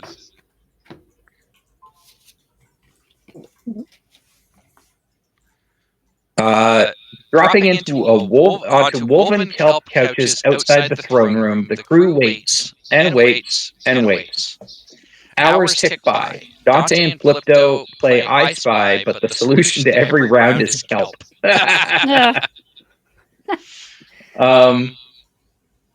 Chen runs out of credits to give Flipto for the vending machine. Tara completes the crossword in a 40-year-old Star People magazine. Finally, the door opens, revealing a lovely and leafy creature. She ripples her fins and speaks.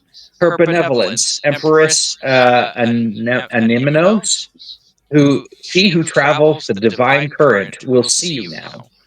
An immense throne of living coral dotted with luminescent plankton dominates the room.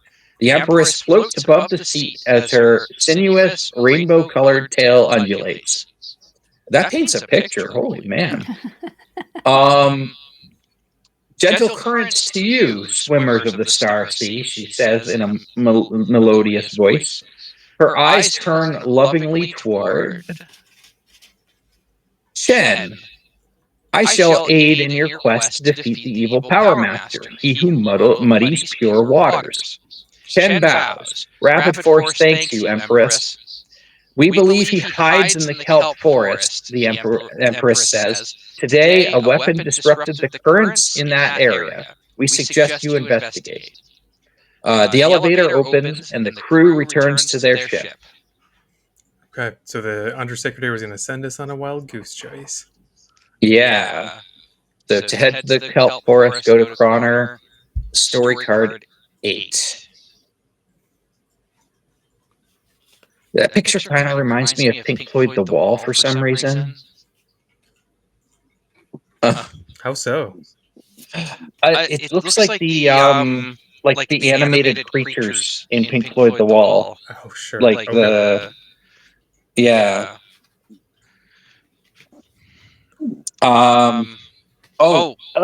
like the wife from the trial when the wife shows up and she's like a jet plane or something, and then she turns into, or was it the wife or the mother? I think it was the mother that's the jet plane. Anyways,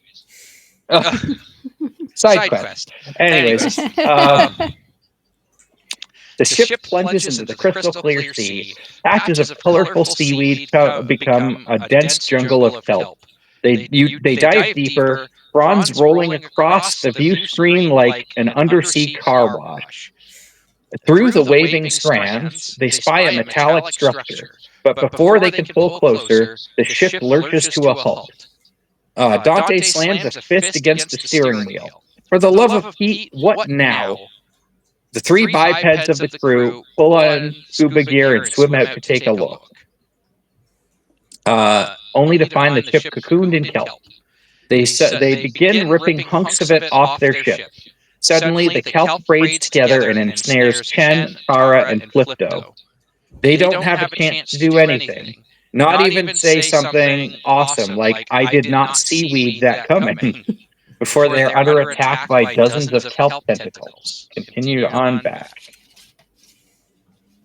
Okay, so defeat the kelp colony. Required challenge. Yeah. So I guess. Oh, this is a dexterity. Who do we have left that's good with dexterity? Flipto is at least not bad at it, but has nothing to help with it. Okay. So just a straight 6 is needed. Nope, Flipto is bad at dexterity. Oh, bad at it. Sorry, they're both bad at it then. I'm sorry. Oh no. Cool, great. Yep. Yeah. I don't like that. This one is also weak. So maybe the next thing will be strength, and at least Flipto will be better at that. So okay, we're this is again, a situation again there's where no we way have for us to win. Yeah. We will lose. Whichever one. We just have to decide which one of them. We have to lose twice though, right? Because they're both bad at dexterity. We have to roll a 6. We have no items. Yeah. So we're just choosing which one to exhaust. And then another active character must try. The other one must be exhausted. So okay, they'll both be exhausted. And we have to go up by 4 on the EPM meter. Yep. Now we're at 12. Great. And everybody can reset. And it says another active character must try. And now Chen only has a +1. Well, each of them only have a +1. That's the best we could do. But we do have 2 characters. Chen might be our best hope. Yeah. Oh, well, they're both the same. But right. Actually, I think it would be better to use her first because there may be a strength check later, and Chen has that. True. Okay. All right, Heather, you're up. Okay. Roll them bones. It'll be a 5 or a 6 for sure. No. Oh no. All right. If we lose the game just from rolling poorly on here, you're you'll ask for your money back. No. Okay. It's your turn. I guess my turn. And we're with Chen. Need a 5 or 6. You did it. All right. Okay. Okay. Shoo. All right. Raise the signal tracker by 1 and draw data 007. So we're at 12 now. No, 14 with EPM meter. What are we at in terms of the signal tracker? Also 14. 14 and 14. Oh. Okay. So we're not doing that bad. Sonic ray gun. As the crew flails at the clinging kelp, something floats free, a skeleton hand wrapped around the grip of a sonic ray gun, which is perfect for cutting glass on silica. Oh, if only. Yeah. Keep this challenge booster, finish Chrono Story card 8. I say we give that to Chen. That feels like a Chen weapon. Okay. Yeah, because it's a dexterity, I think. Yeah. It adds to dexterity, so yeah. It does. And Tara already has her rad sunglasses. I feel like Yeah, that's it's already fair. an unfair advantage over everyone else. Right. Mm-hmm. Having defeated the kelp with a little help and barely a yelp. Oh man. Boo.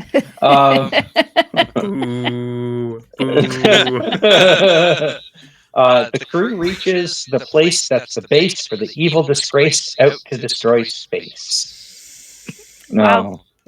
Draw data 12.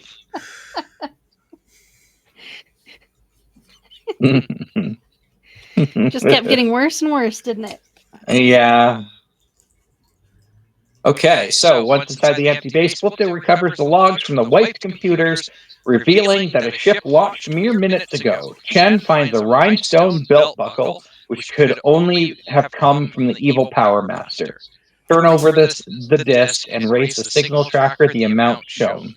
If any character has one or more of the following data, raise the tracker an additional amount shown. So that's either Do we have 002. 79? I feel like we might have lost the roll that would have given us 79. I thought 79 was the tablet. Oh, Yeah. No, right. what? Yeah. It is a tablet.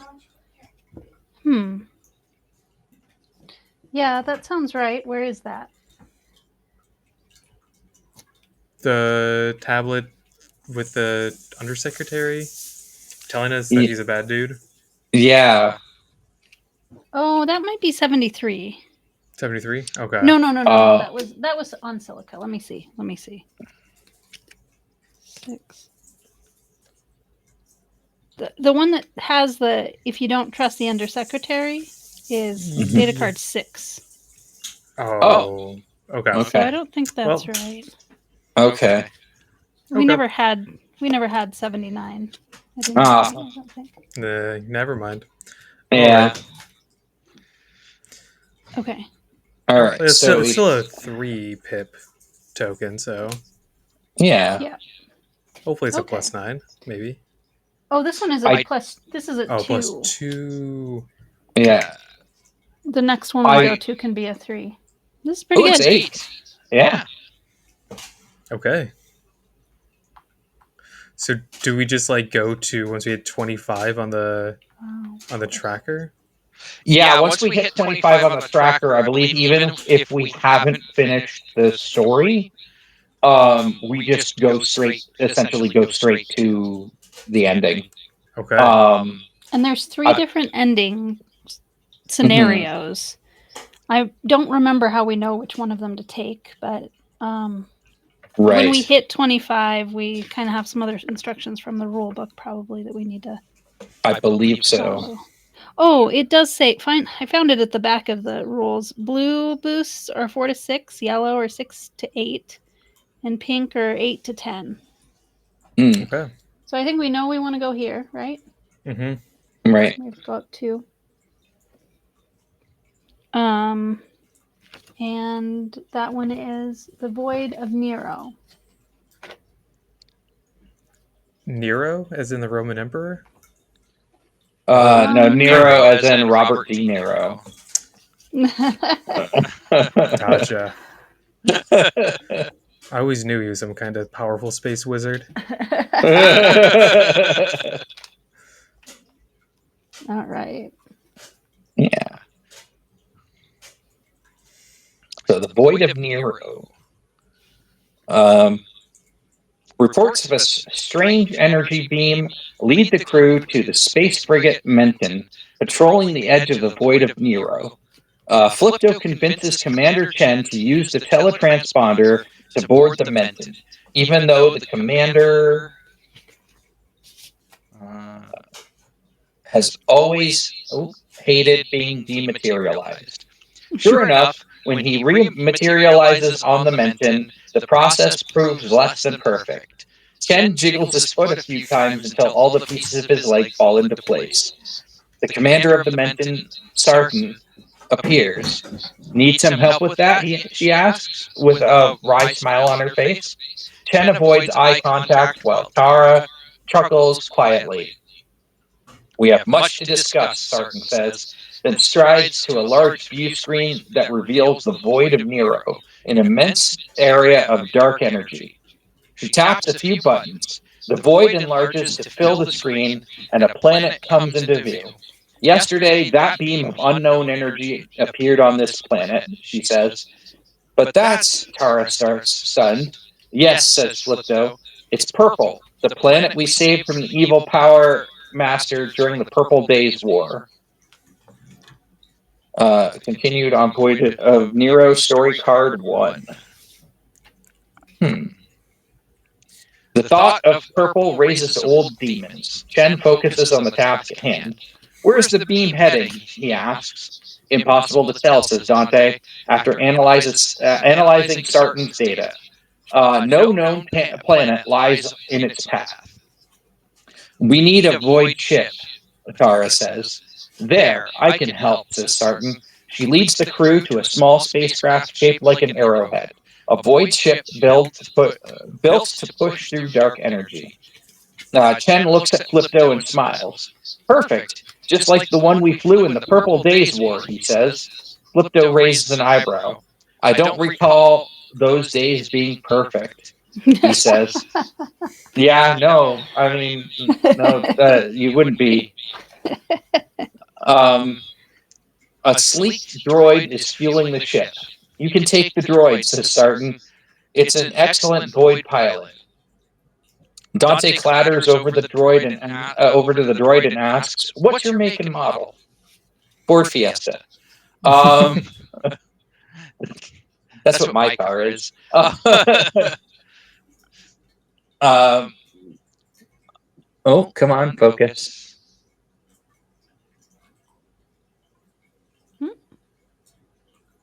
You can do it. It's really unaccountable when it will and won't. So many times it does it immediately. Yeah.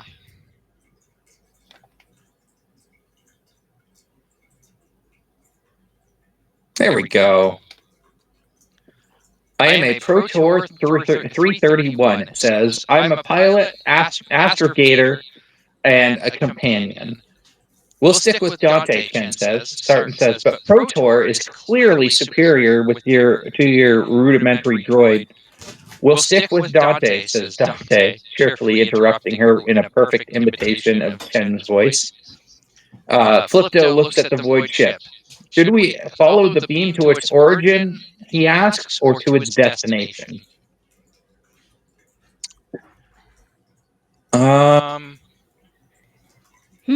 I mean, the origin seems like where you would go to find the Power Master. Right. Yeah. I guess unless the beam is a transporter. Yeah. Like, is it sending energy from the planet to where the Power Master is? Or... Oh, no, I mean, like, if it's from where the Power Master is, but it's like sending something that you would need to confront to the other, instead of just like a transmission or something, just information. It's sending something like a transport. Right. like my first instinct would be to its source. But Yeah. Right. Yeah, me too. So go with that. First Let's instinct. go with the source, and then we can follow the trail, maybe. Yeah, the sauce. So Dante flies the ship into the void and follows the energy beam to its source. Chen thinks about purple. Without a star, its people lived in near total darkness with no technology. Yet they were a happy society that crafted tools, made shelters, and lived off the land. That was before the evil power master subjugated them.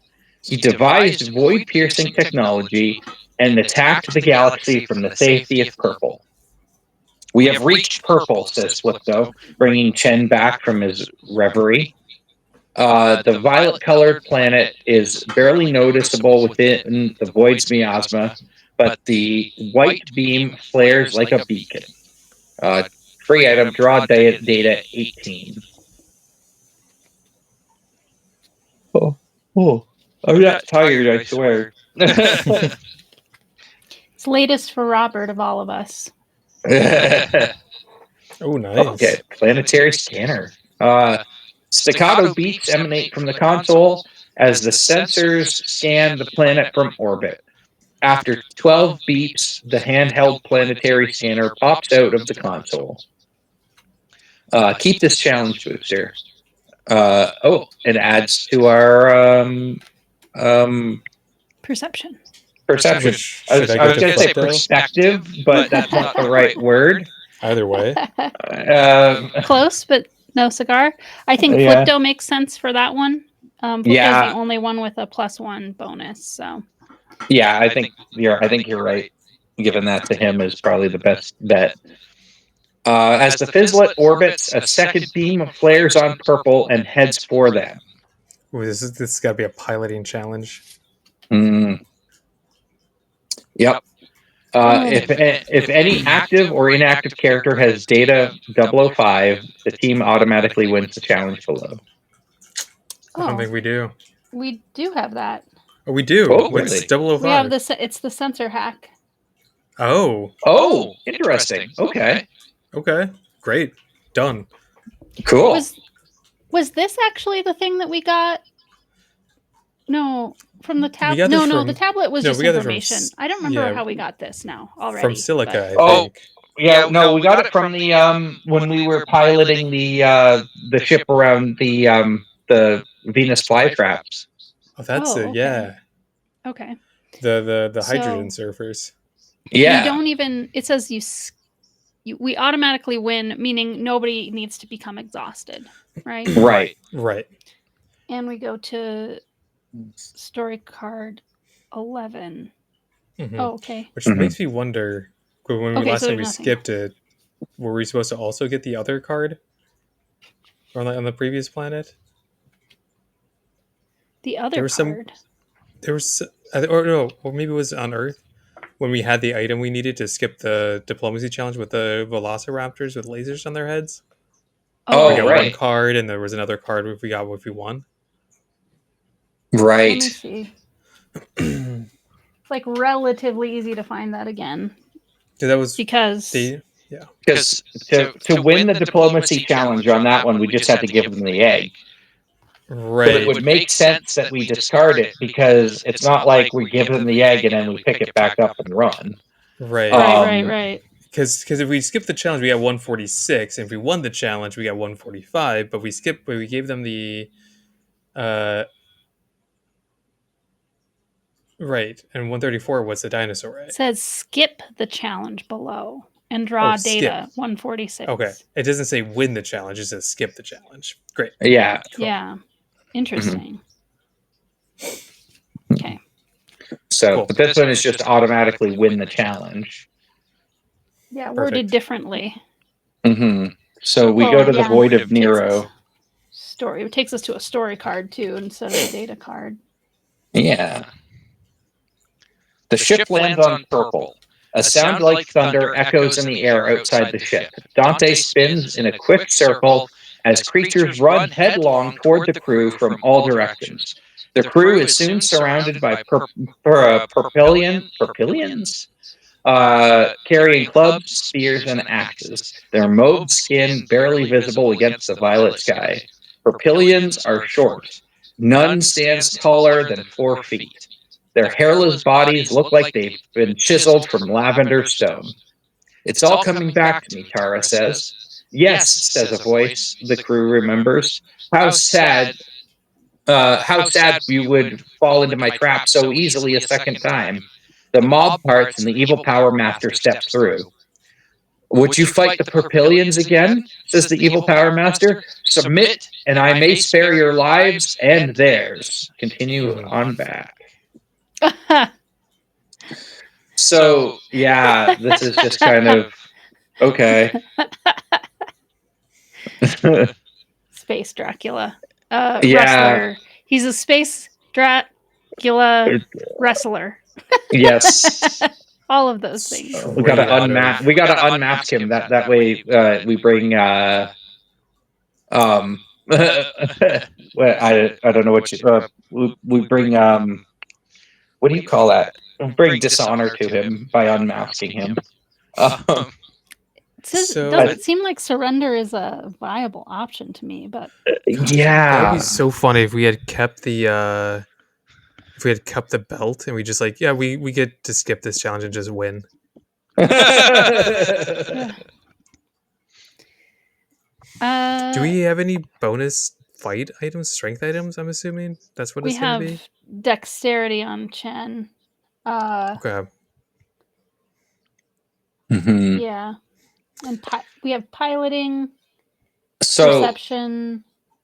Maybe we can talk him through with some red sunglasses. Diplomacy. I think if we do surrender, we might be able to do like one of those things where it's like we get caught, but then we escape. You know, like we get closer to where we need to be by being caught. Yeah. Yeah, okay. And it says that the symbols on this area are piloting and perception. So okay. Yeah. So we can just I don't know. It's like we quote unquote surrender. Yeah. I'm just worried the game might be too literal. Yeah, I know. Right. I'm worried about that too. Yeah, I'm with you on that one too. Can we say if we start reading and realize, oh, there's like we're just giving up, bad ending, immediate? Can we go back to the fight? Yeah, let's do a thumb. Let's put our thumb in the page. Okay, we'll spend our thumb. Yeah, we'll spend our thumb. If it seems like if we're not gonna be railroaded, cool, great. Let's follow that. Right.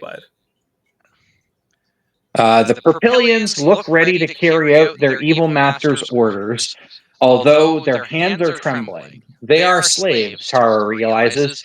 They should not pay for their master's evil. Tara raises her hands. We won't hurt these people, she says. We surrender. Chen and Flipto raise their hands and look at Dante. All of his mechanical bits are extended and waving. The evil power master breaks into his evil power laugh and commands the Propylians to imprison the crew. Chen, Tara, and Flipto are taken beneath the surface of purple and put in a cell that looks like a giant fish tank. Dante lies in pieces in the corner, having been cruelly disassembled. Submit and join me, says the evil one, or grow old in this cell, knowing I defeated you. We will never submit, cry Chen and Tara. And Flipto? Nor will I, says Flipto. The evil power master laughs. No one asks you, Marchin, he says, and leaves. Chen stares at Dante's parts. If he could put the droid together, they could cut through the cell walls. Oh, okay. Required challenge to rebuild Dante. I wonder if Dante could do that. Well, we actually are in a pretty good position for that, even though it's Chen saying he wants to do it. Flipto is active. Oh, yeah. +2. +2, okay. All right. Robert, you Perception got this. seems like a very odd kind of skill to put towards that, but I don't know. I guess perception is kind of like smarts or wisdom in a way too. Yeah. I could see that. Robert. So I have to get a minimum of 4, right? 4. That's correct. All right, let's go 1, 2, 3, and shoot. All right. All right, we're gonna get a jank Dante. What does it say after? You get data card 23. Yeah. Okay. Oh, if we lose, okay. There's a data card that we draw. Data card 23. Yeah, and I don't think we have anything. No, that lets us ignore that or try again. So. Wah wah. Sad. Yeah. Poor Dante. Oh, boo. Dante cannot be rebuilt. Maybe if someone had a soldering gun or years of robotics training. Chen, Tara, and Flipto drop to the floor next to the parts that used to be Dante and resign themselves to sitting out the rest of eternity. Raise the EPM meter by 5, discards a disc, choose a new planet to explore. So wait, what? So wait a second. So we're stuck in the cell forever. But it's not over. But it's not over? No, it's not over, because I'm assuming it's like you're going backward. I'm assuming maybe this is the thumb, right? Because every time you finish, you're going back to the last save point or whatever. Okay. Well, okay. Although we do keep the stuff that we got from the planet, so. Well, we did call out thumb. We did call out. I guess we said thumb if we're being railroaded, and kind of what you expected would happen did happen. That we had a chance to escape. So I don't know. Thoughts on next steps here? I mean, personally, I think the next planet just kind of continue. Because it wasn't. We still had the chance. It wasn't like immediate the end. Okay. Right. So. Okay. Well, we're gonna have to do that next time. Yeah, and let me see. We have the premonition device. We can discard it to look at one of the face down ones. So I don't know. I think that it kind of doesn't matter. It seems like clear that we want to go. I mean, right. Okay, so that's what that says. Because we're only like 2 away, so yeah, or 3 away. Yeah. So we'll move 1, 2, 3, 4, 5, and then we're gonna 2 have to move because of the planet. Right. Okay. And if we fail one more time, like we're done. Like that's it. Yeah, we're done. Done. Yeah. So I mean, we might as well look at what this is. Yeah. Before we go there, but it doesn't. Well, wait a minute. Because it's 4 to 6 for the blue, and then like 6 to 8 for the yellow, and then 8 to 10 for the pink, right? Yeah. It actually doesn't even matter which one we go to. All of them are at least the lowest it could be is 4, and that's all we need. Right. So. Yeah. Unfortunately, I will have to bow out at this point. I am so sorry, y'all. No, that's all right. Well, we also could just call it. I don't know. It kind of seems like a loss, but we can finish too. Yeah. But yeah, go ahead and okay. Unfortunately, leave on a sort of sad note. We'll let you know how it ends, Kyle. Yeah. Please do. I'm excited. Thank you. Appreciate y'all for inviting me. I'll join you all the next time. Yeah. Take care. Have a good night, Kyle. You too. Bye. All right. I think we actually could just go to wherever sounds the most fun or interesting. Yeah. Probably just to Aruth. This one? This one has piloting. Because it's 4 to 6, right? Yep. Yeah. Okay. All right. So either way, like, I think we're gonna. Oh man, it is very close. Yeah, it is.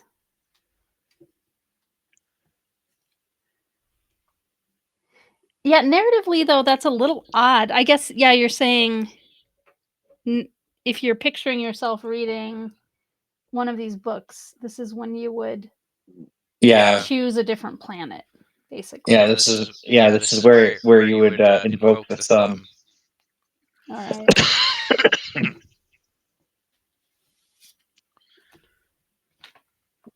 Shoop. All right. There you go. All right, Ruth. The Fizzlet slows down from light. I'm guessing that's light speed. There you go. Light speed. Next to the car path, a space frigate sent to survey the destruction of Aruth. Apparently, the evil Power Master made good on his word and destroyed the planet, which is now a field of debris that hauntingly orbits an unknown center. The crew boards and meets with Commander Rostrum, who grudgingly gives Dante and Flipto computer access. So free item, draw data number 65. Okay, one sec.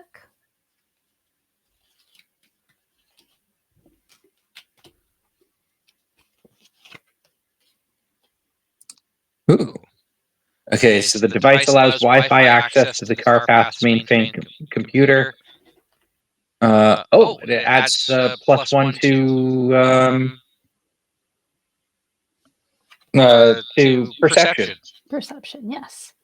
So we can probably just giving it to somebody who doesn't have a minus in perception is the best one to do now, which is Commander Chen. No, wait. Dante doesn't have a -1 either. Right. So either Chen or Dante. Right.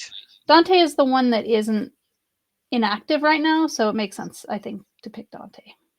Right. Yeah. Not sure why Rapid Force is here, says Rostrum. There's no planet left for lawbreakers to inhabit.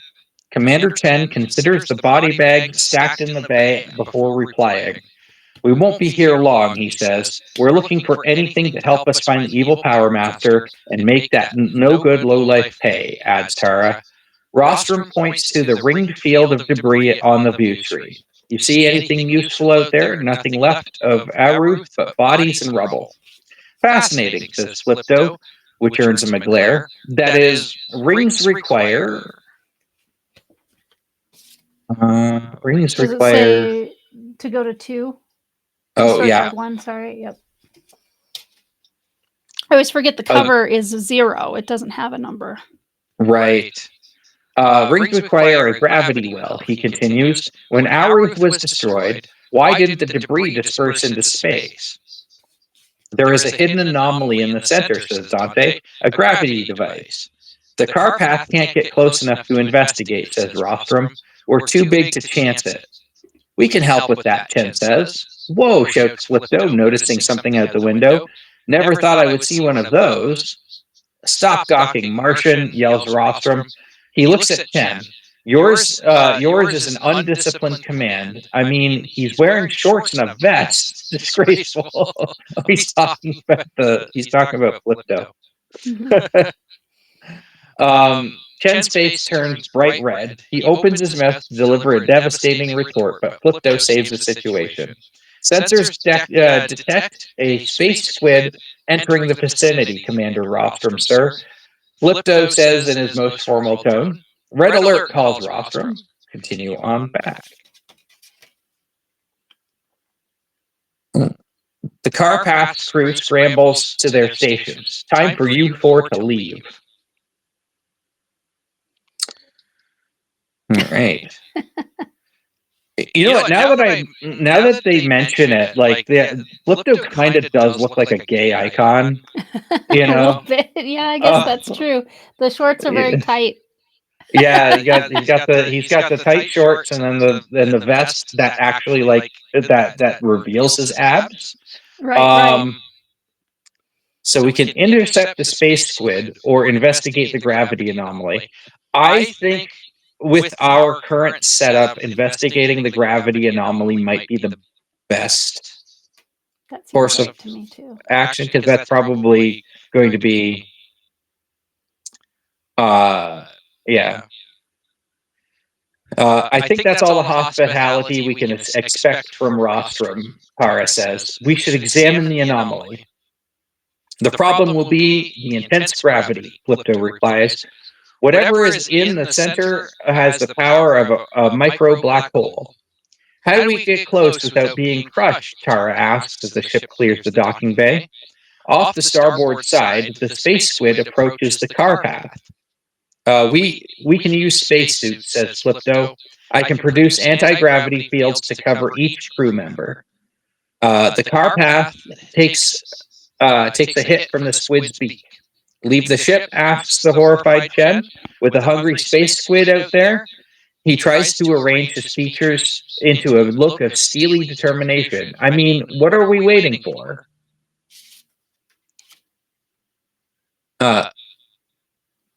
Or I can... Oop. Come on.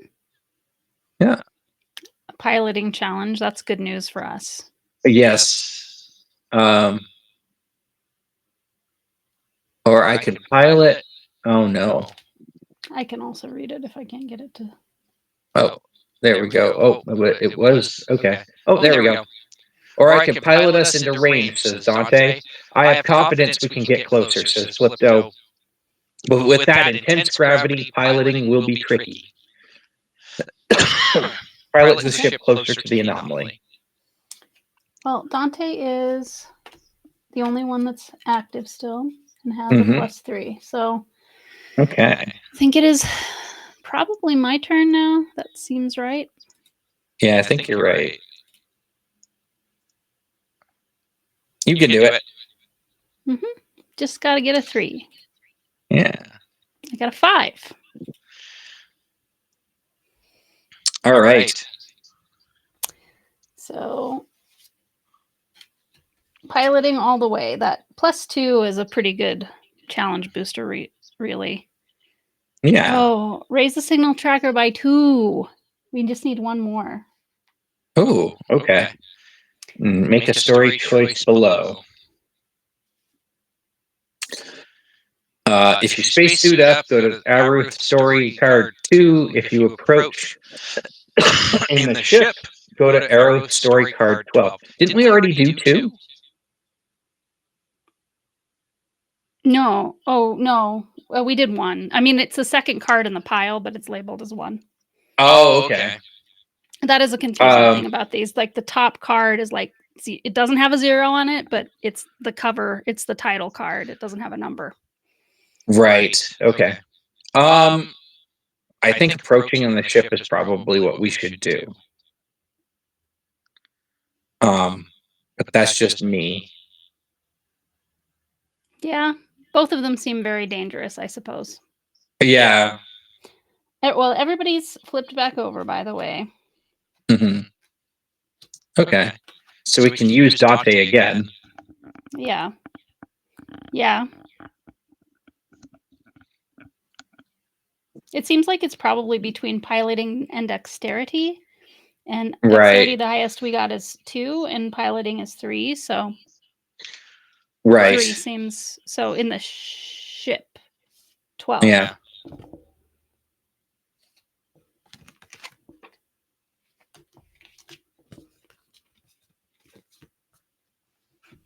All right. All right. The battle between the Carpath and the Space Squid is not going well, Kara says, looking through the rear view screen. Equipment and bodies can be seen in the uncaring circular flow of gravity. Probably not a good time for a spacewalk, Chen says, shuddering at the loss of life. Plot a course. Wow, this is the most violent it gets, I think. Like, this is kind of gruesome. That's kind of gruesome. Yeah, it's true. Yes, Commander, says Dante. Dante engages the main thruster, sending the ship into the debris field. A few long moments later, the forward thrusters fire, slowing the ship's approach. Dante pilots the ship through 2 rings of debris, deftly maneuvering around chunks of stone, metal wreckage, and the remains of unfortunate Aruthians. Inside the 3rd ring, the ship vibrates violently. A dull bang rocks the nose cone as it collides with debris. Trying to compensate for the gravity, yells Flipto. This will get bumpy. So if any active or inactive character has data 5, skip the challenge. I think we have it. I think we do have that. Yeah. That's this one. Yeah. Okay, perfect. Yeah, so draw data 63. Okay.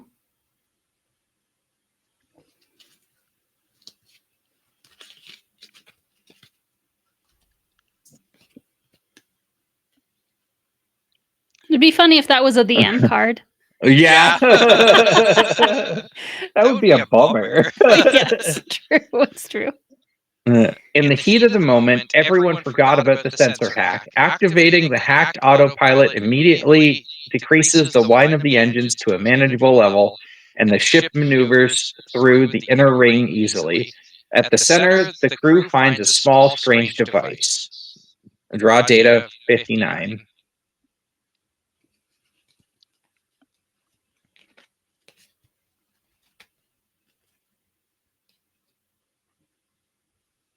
Ooh. Okay, gravity engine. The weird gizmo pulses with a mysterious glow. Excuse me. There is a serious black market for these things in the void of Nero. Keep this challenge booster. Go to Arrow Story Card 11. Okay, so who do we give that to? Who has the best? Well, Chen has a booster for dexterity already, a +1, and Tara has also got dexterity +1 on innate, and so we could make her +3. Yeah, if it was her turn. Yeah, that makes sense. And it says, oh, it said on the data card 11.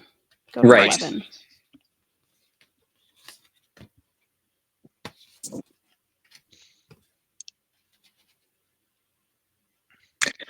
This thing is fascinating, says Dante. Chen sighs. The droid has been tinkering with the device for an hour, while Flipto has droned on about flavorful quarks, strange muons, and a playful buffet he sampled one time at Graxus Prime. What is it, Dante? Chen asks, and please use small words. I call it a gravity engine, says Dante. It tears matter apart and rebuilds it as particles of pure gravity. I don't think gravity comes in particles, but okay. Flipto explains. Chen and Tara stare at Flipto, their mouths slack. It changes the gravitational constant, says Dante, on a planetary scale. That thing destroyed Aruth with gravity? Tara asks. Well, yes, says Flipto. Can it do it again? Chen asks. Interesting. No, says Flipto, it's missing the impulsion marble. It's a pivotal component of the device. Any idea where the evil Power Master sent this item from? Asks Tara. We tracked a signal to a base outside the system, says Dante. So draw data 70.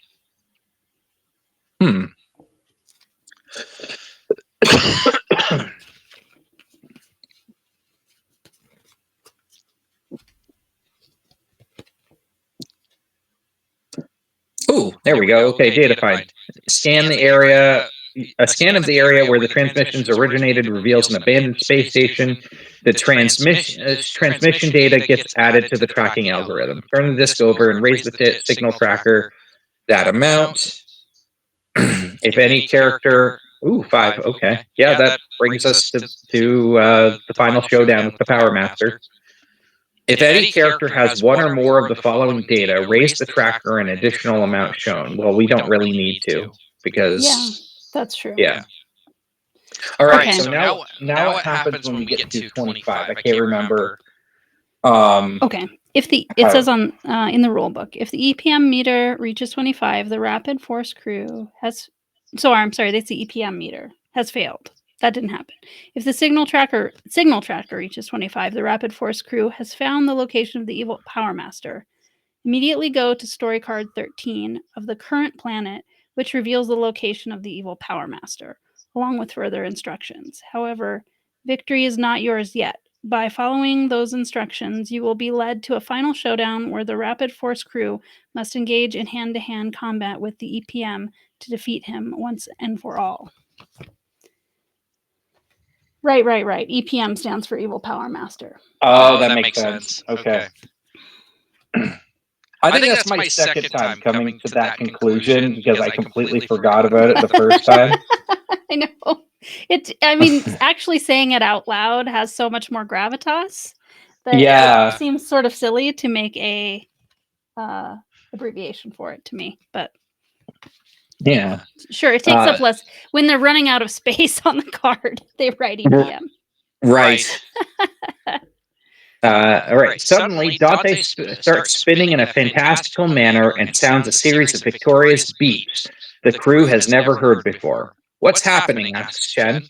Those are the completion beeps, Slipto says. That last signal boost was enough for the algorithm to pinpoint the evil Power Master's location. You mean we can finally get him? Chen asks. Oh, excuse me. That's right, says Flipto, bending down to look at a display on Dante's head. He's hiding out on Follop. Let's go stomp that maggot, says Tara with a whoop. Dante takes over the Fizzlet's controls and sets a course for Follop. Go to the Follop deck and read the back of Follop story card 13. Do not raise the EPM meter for this action. Okay. Okay. Yeah, that's helpful. It's good that it explicitly says that because, yeah, it could be a place that you've not visited before, like us, that's a couple spots away, and you might be confused. Right. Okay. I'm having trouble finding Follop. Wait. Oh, I found it. For some reason, I set it to the side of the piles that I have of everything else. 13? Back of 13? Yes, the back of 13.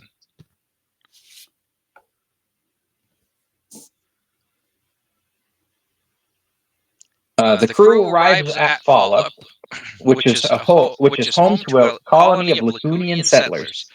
The colony has not been heard from for some time, which could be due to solar flares or more nefarious dangers. Upon arrival, the crew receives an SOS from a research team stranded on Arbon, a large jungle moon orbiting Follop. The crew flies to the coordinates of the Evil Power Master's moon base, avoids a missile attack, and penetrates the holographic camouflage disguising the base to reach the main hatch. Wow, they did that fast. Yeah. So to fight the Evil Power Master, get the deck labeled Final Showdown, perchance to dance with evil, and go to story card 1. Make all characters active. Okay, so all characters start as active. Is this one familiar to you? No, because the last time I played, I went on Follop to we went to Follop as one of the story beats. Right. So no, this is because the other, I think the one we did had something to do with pudding. Spoonfuls of Pain is the name of one of them. I think that's the one that we ended up. That's the ending that my friend and I ended up doing. Okay. It was Spoonfuls of Pain. Yeah, unfortunately, I actually told my friend that we were going to be streaming tonight, and she's unfortunately working tonight. But if she gets to see the watch back, I want to say hi, Amanda. Yeah, that's one nice thing about recording live streams. Yeah. Yeah. All right. Perchance to dance with evil. Standing in the entry of the Evil Power Master's lair, the crew pauses to drink it all in. The adventures, the missteps, lots of missteps, I guess. The explosions, the funny feeling that they might have died and come back to life, several times, maybe. The dramatically scored mental montage ends abruptly with a glaring spotlight and a slow clap, but not the good kind. The kind of slow clap that reeks of sarcasm. Shielding their eyes, they look up to see their nemesis, the evil power master. Got to put the periods at the end of each one. So, it's like that internet thing where you go and you clap between each word. Evil power master. Give up, you fiend! You're going down! Shouts Chen. The evil power master laughs. Fat chance, he says. A press of a button and lasers speckle the crew like chicken pox. I could end this now, but instead, continue on back. He presses another button and the crew flinches. Instead of turning to little mounds of ash, they watch a pile of overstuffed pillows land in front of them. Choose your weapons. The crew is stunned.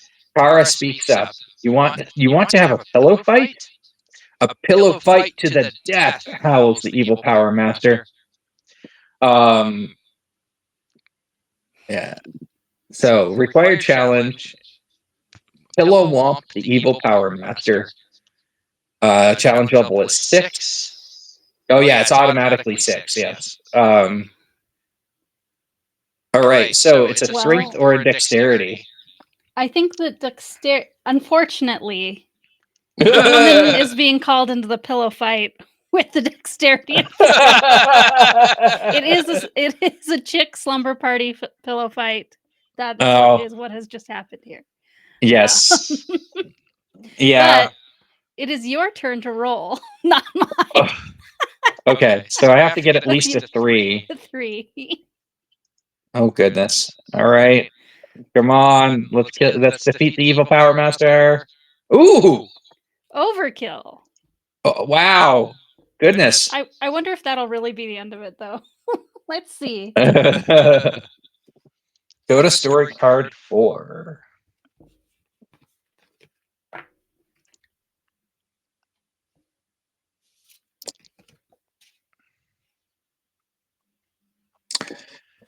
All right, pillows arc and whirl as the crew pillow pummels the evil one. He counters with bruising attacks, still using this tasseled bolster from his divan. Divan? Yeah. What's a divan? Like a couch, I think. Oh, I think it's like a couch that doesn't have all the arms. Oh, okay. Yeah. So so a divan. Oh, okay. Looks like a fainting couch. Okay. I think they're the same. It's another word for the same thing. Yeah. Yeah. And the bolster would be the pillow on the divan. Okay. Yeah, maybe specifically it means like one of those round pillows. I don't know. Right. Yeah, with the little thing in the middle.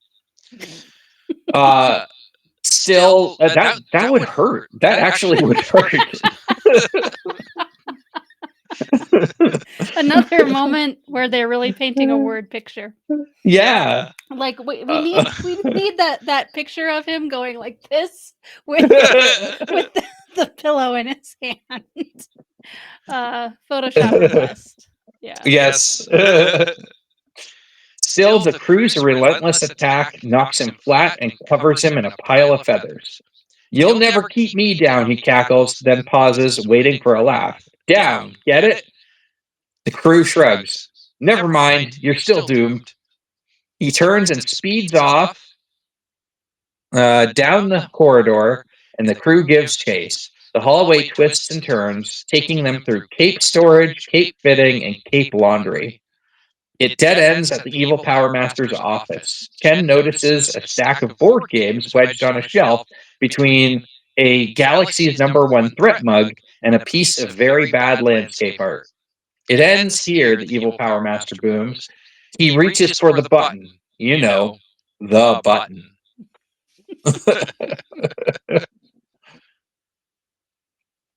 All seems lost for the crew, but then the light lands just right, and Tara notices something. "Hey, evil Power Master," she shouts. "What?" he bellows. "You really rock those boots," she says. "They look fantastic on you." Okay. So it's either a diplomacy or a perception. Flipto has a +2 to perception. Okay. And Dante has a +1 to both perception and diplomacy. So I think it's Flipto. Yeah, I think Flipto should be the one. All right. He's using the planetary scanner to be like, "Yeah, your boots rock, man." It's definitive. Okay, 4 or better. Yeah. Oh, Heck yeah. The die is being very nice to us. Yeah. In the last moments. All right. Go to story card 7.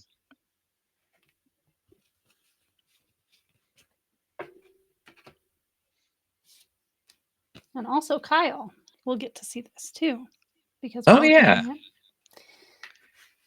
It's kind of I don't want to speak too soon, but it's kind of turning around here. Right? Yeah. What did you say? Asks the evil Power Master, releasing the caps lock on his soul.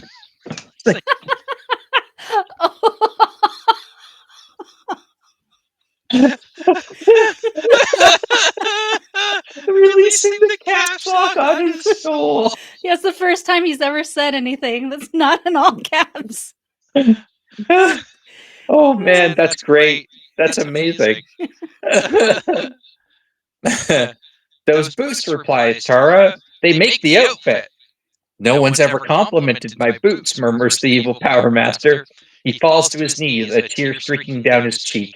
Seeing him like this causes one to question the whole concept of evil. Is evil predestined, or is everyone capable of it? Is the pursuit of power inherently evil? Oh, right, the story. Chen catches on. "And you're so strong. I bet you let us win that fight." Flipto and Dante join in, layering on compliments. "We're killing him with kindness." It's true. The villain balls, finally feeling seen. This is ridiculous. Tara pats him on the back. "You want some cocoa?" "I haven't had cocoa since I was just an evil power lad." Oh no. "And maybe a game of checkers," adds Chen. He leaps to his feet full of joy. "None of my minions will ever play checkers with me." Galactic conquest forgotten, they whip up some cocoa and bust open the checkers. The evil Power Master is terrible, convinced the game somehow involves dice, but Chen lets him win. Hopped up on chocolate, they play hide and seek. Jesus. This is not the way I expected this to go. They take turns with the shrink ray, win enough arcade tickets to buy matching spider rings, and hit the roller rink. Filled with the love of friendship, the evil Power Master decides to call off the whole Lacunian system uprising. He was always a crappy checkers player, Tara reflects. That's the first curse word we've seen in these games. It's a mild curse, but still, very mild. Yes. I'm kind of surprised that's in there. But I guess deep down, he just wanted to be loved. You win. You defeated the evil Power Master. Peace reigns over the Lacunian system. So, despite all of our early missteps, we got the good ending. I have a feeling this might be the sweetest ending of all. You know what I mean? The one that has no downside. Right. Except for the fact that this person who murdered millions of people never got punished in any way. True. Yeah. They're just like, yeah, your boots are nice. Well, let's play checkers and have cocoa.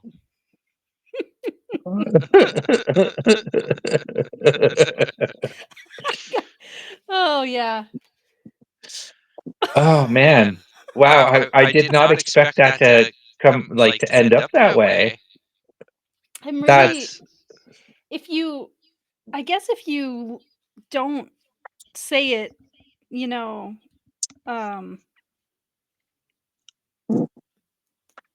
okay, do you wanna see what happens if you fail at schmoozing him with the next okay. comment? Yeah, let's yeah, I'm Just out curious. of curiosity. Yeah, I'm curious.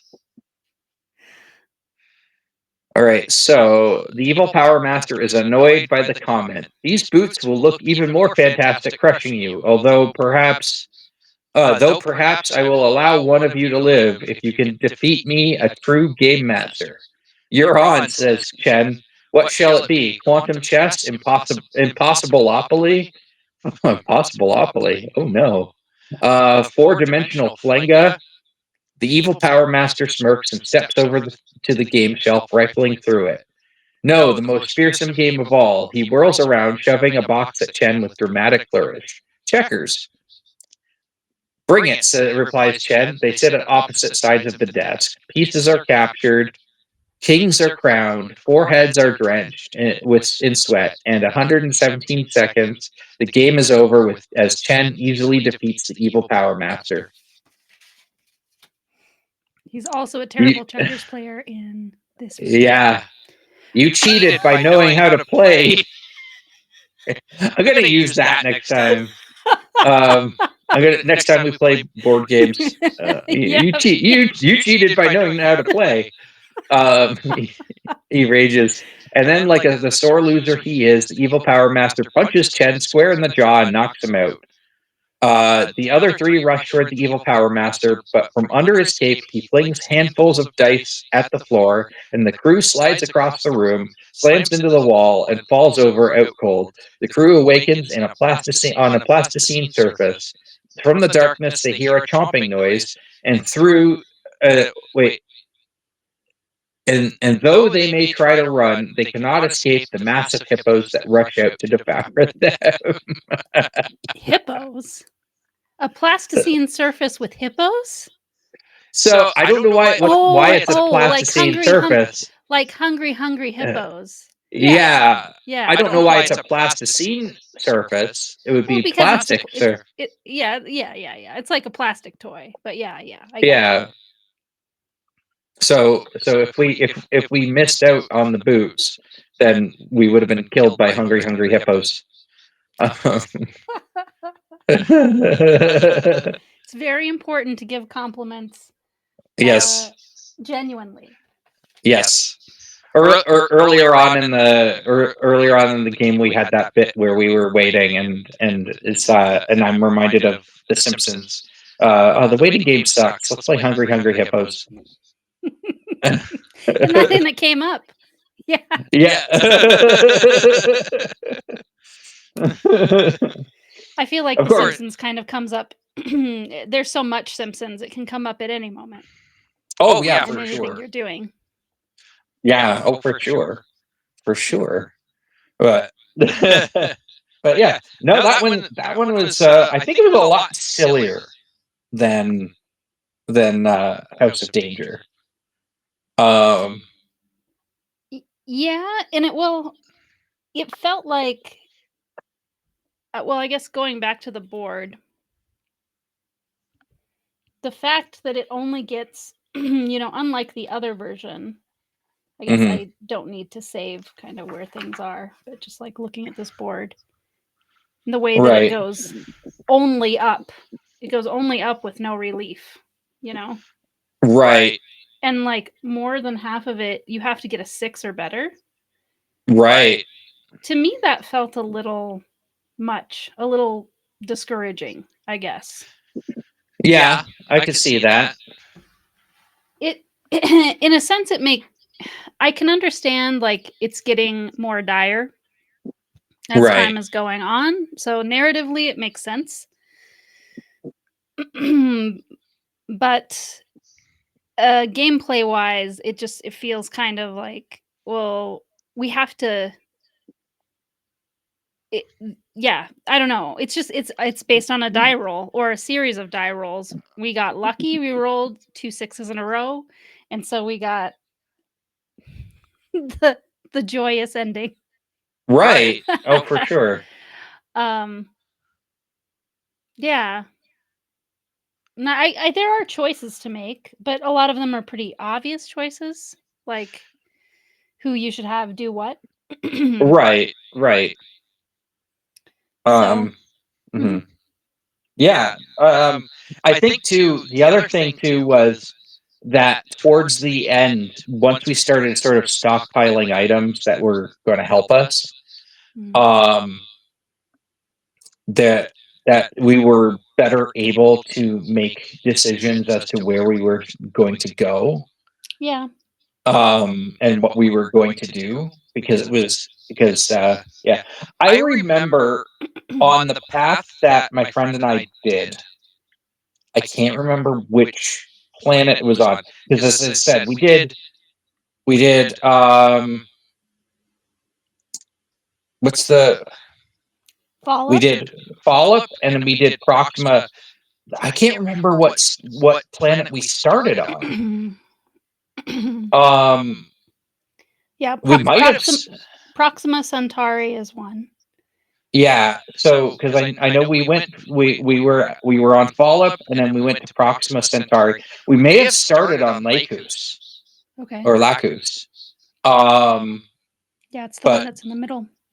Yeah, so, but I know we went to, and on one of those, on either Follow Up or Proxima Centauri, there is an item you can get that makes it impossible to lose. Oh. Like, well, specifically like combat rules. It's impossible to lose combat rules. So strength checks. Yeah. But I believe it's a gun. Okay. Like, which is weird that it would be strength checks, but yeah, but it's like, but yeah, like it's, but I remember at one point, like we got that item, and we were just kind of like, that's one of the reasons why it only took us 3 planets to get to the end, was because we got that item and we were just breezing through challenges from then on, right? Gotcha. Yeah, and I don't think the EPM meter got very high. Like, I think it never got past.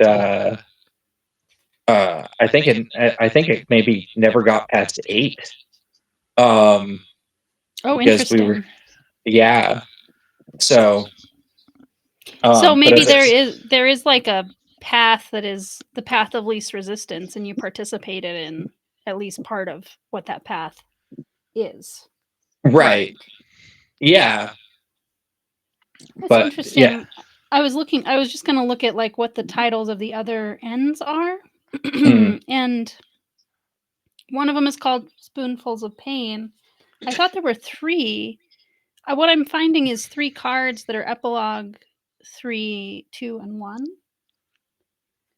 Oh yeah, that's because that's another thing too. Because when we did Spoonfuls of Pain, there was, when we got to the ending of that one, there were essentially like 2 epilogues.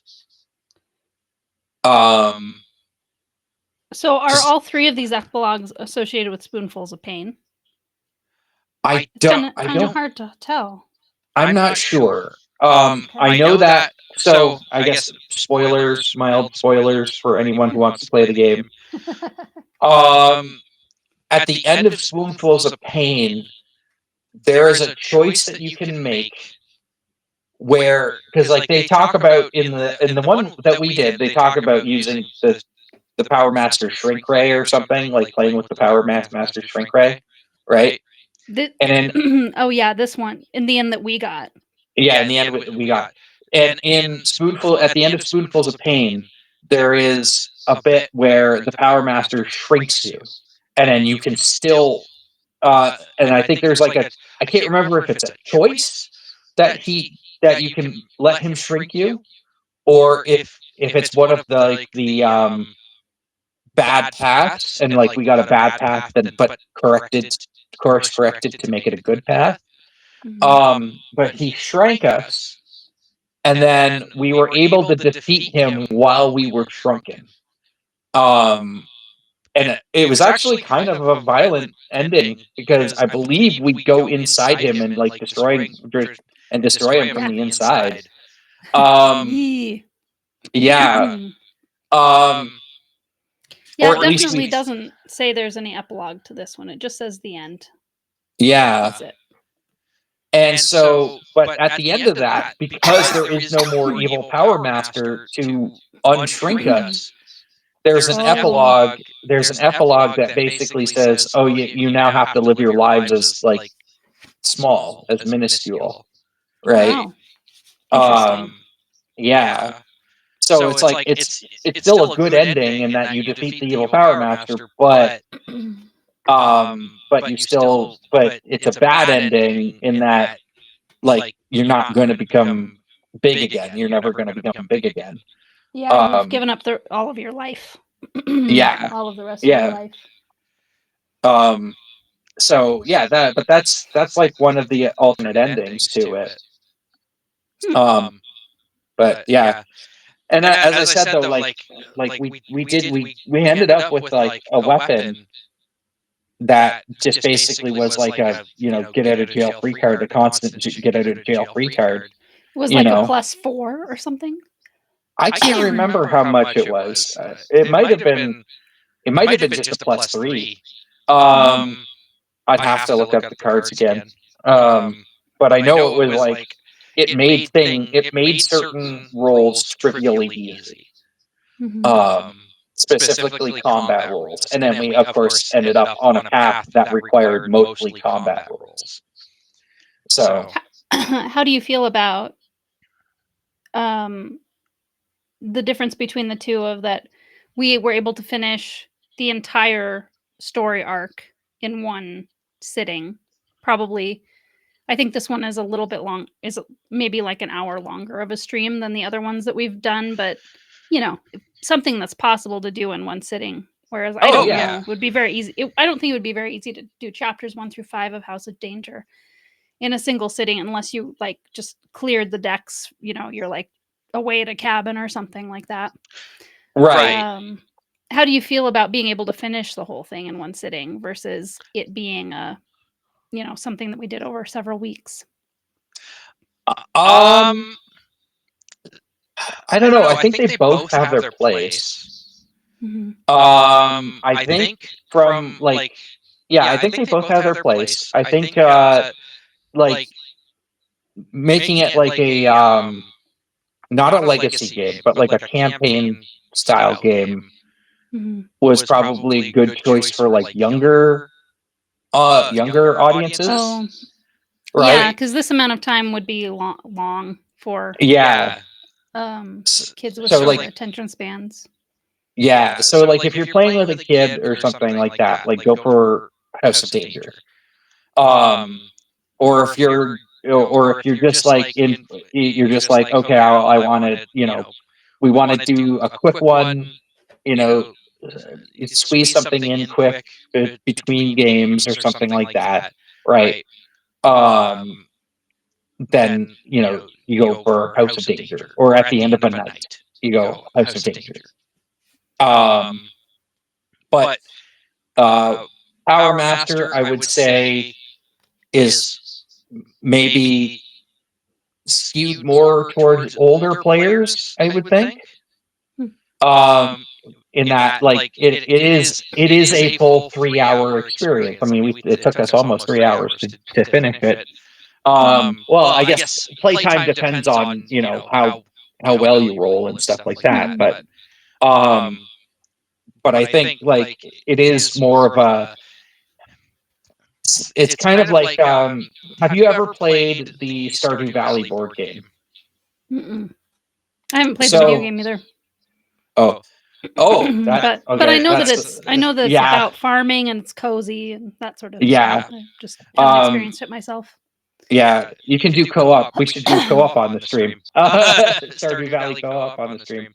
But anyways, But in the board game of Stardew Valley it's actually a very simple game. Like, it's basically just like you have a bunch of small mini games and you are able to complete a certain amount of these mini games during a day, and they will give you certain items, and then you can use those certain items to like gain money or buy livestock or whatever, right? Or to do different things around, to complete other mini games. But the thing is, on your first playthrough, the game will take about 4 hours. It doesn't look like it's going to take 4 hours, but it will take you 4 hours. It is a long, exhausting game. So the rules are not hard to learn. No. But it's just repetitive. Right. Yes. Yeah. It is the same thing over and over again. And part of the thing that kind of, it's funny because the game actually tells you. So one of the reasons why it is so long is because the game has a deck of cards that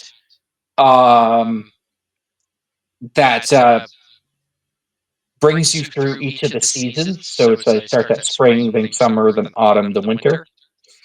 And the game actually tells you, oh, on your first playthrough, take out all of these cards from the seasons deck, right?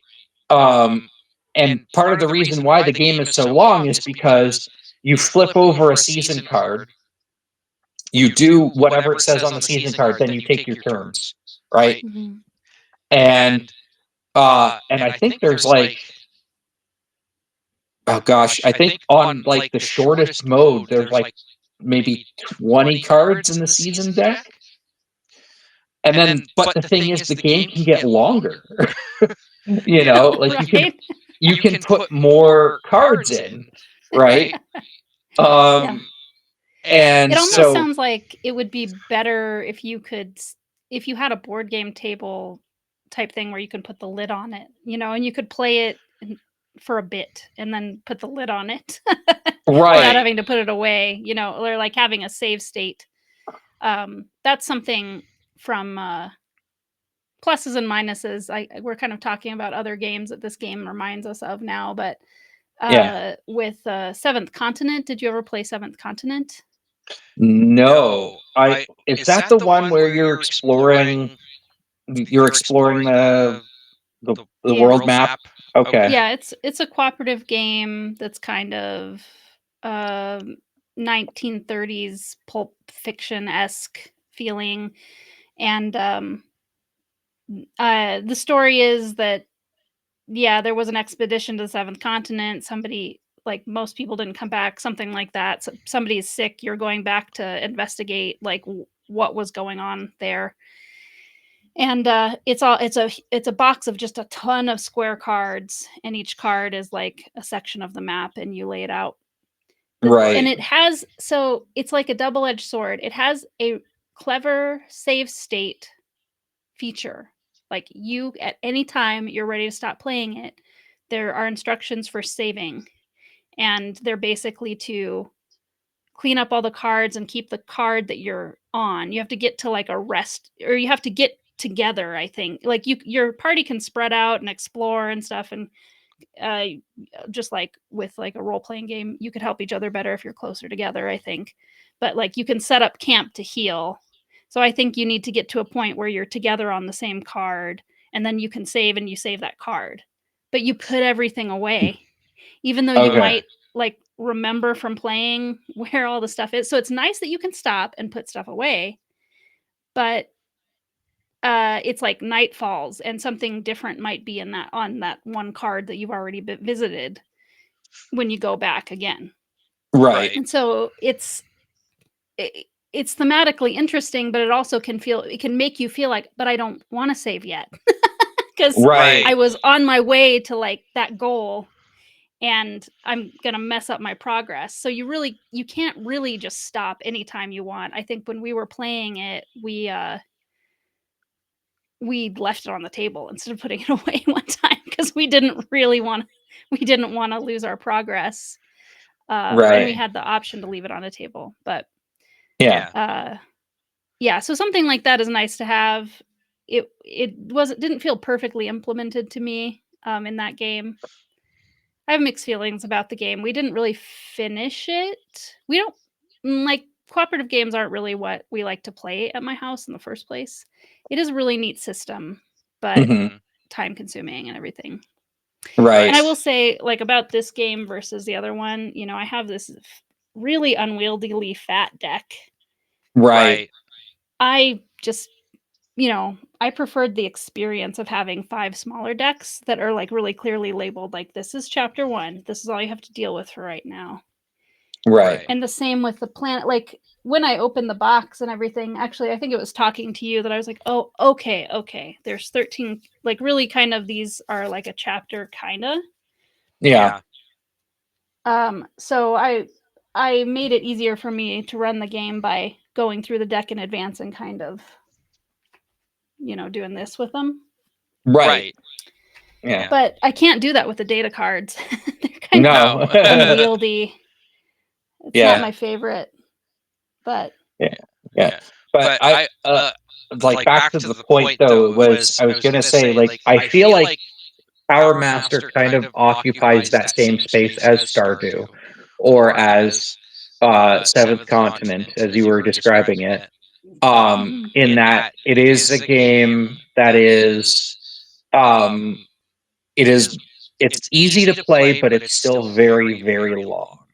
And it is for, you know, like, it is the kind of thing where, like, you do kind of have to, you're like, okay, well, I'm clearing, you know, I'm clearing an afternoon to do this kind of thing, you know? Which there's nothing wrong with that. That's a, you know. Yeah. Well, I mean, we finished it in an evening, but it would be the entire game night. And you might get stuck late, too. No promises that you're going to go to bed on time. Right. Yeah, exactly. Well, and Kyle had to leave early, right? Yeah, exactly. But yeah, and again, it all totally depends on the die rolls, because if we had better die rolls, we would have been able to get to the Power Master a lot earlier, I think.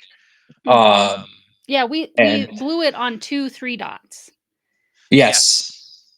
So, and also I think depending on the planet, we might have gotten a different ending. Oh yeah, because you might have depending been on sent to Spoonfuls of Pain instead. or one of the other ones. I am really glad that we pushed through even after the death ending, and it seemed like there was no way for us to win. I'm shocked that we got the removing the caps lock on the evil Power Master soul after, like, a lot of missteps, and we were just hovering right next to the explosion on the board. Yeah. The funny thing was, the first time I played this, I played it with my brother. And it was funny because I was talking to him about it. He was just like, I don't remember playing this at all. Yeah. How long ago was that? Like, right when it came out? Around, I think it came out around 2022 or so. Was it that late? No, it's 2019. Yeah, I think it was probably around. It might have been around 2019 then, because that's when I would have gone to visit him. But well, that was pre-pandemic, so that is a completely different life, right? Yeah, because like I visited him then. Yeah, because I visited him then, and as I said, like, I got it from. So shout out to Brimstone Games in Windsor, Ontario.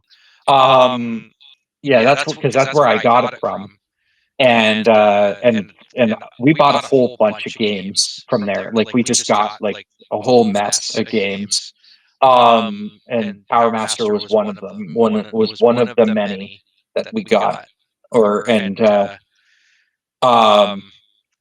anyways, but yeah, but he was like, oh, I don't really remember playing this one, you know. Sorry, I just have to put my phone over onto the charger. So, anyways, but yeah, but he was like, "Oh, I don't really remember playing this one. Or maybe I can just turn off from here and just turn back on my. No, what? Oh, well, we should end the stream actually. Yeah. So, But- and I think with our recap of how these two went, we'll have to decide what our next session will be. And Yeah. we haven't decided yet, so we'll get No. back to you on that. Yeah. No, well, the quick thing with my brother is that we played it together and we ended up losing. And the reason why we ended up losing was because we weren't clear on the whole planet hopping thing. Okay. We completely misread what the planet hopping thing did. Okay. And so we were constantly planet hopping, and then like after each bad ending, because we got a bad ending on like literally every planet. No. And yeah. And so after each planet, we would planet hop to the next planet, and we would forget to move the EPM meter up. And then my brother was like, "Aren't we supposed to be bringing those up?" Doing that. Oh Yeah. And then you were just like, "Oh, we actually lost like a planet ago." Yeah, we did. That's exactly how it went. We were like, "Okay, so we'll go to the next planet." Oh, well, we're behind by 10 points on this thing. So, and then and we hadn't even made it past, and like we had gotten really low on the other meter. So like we weren't even close to finding him. We just kept screwing up and screwing up. So Yeah.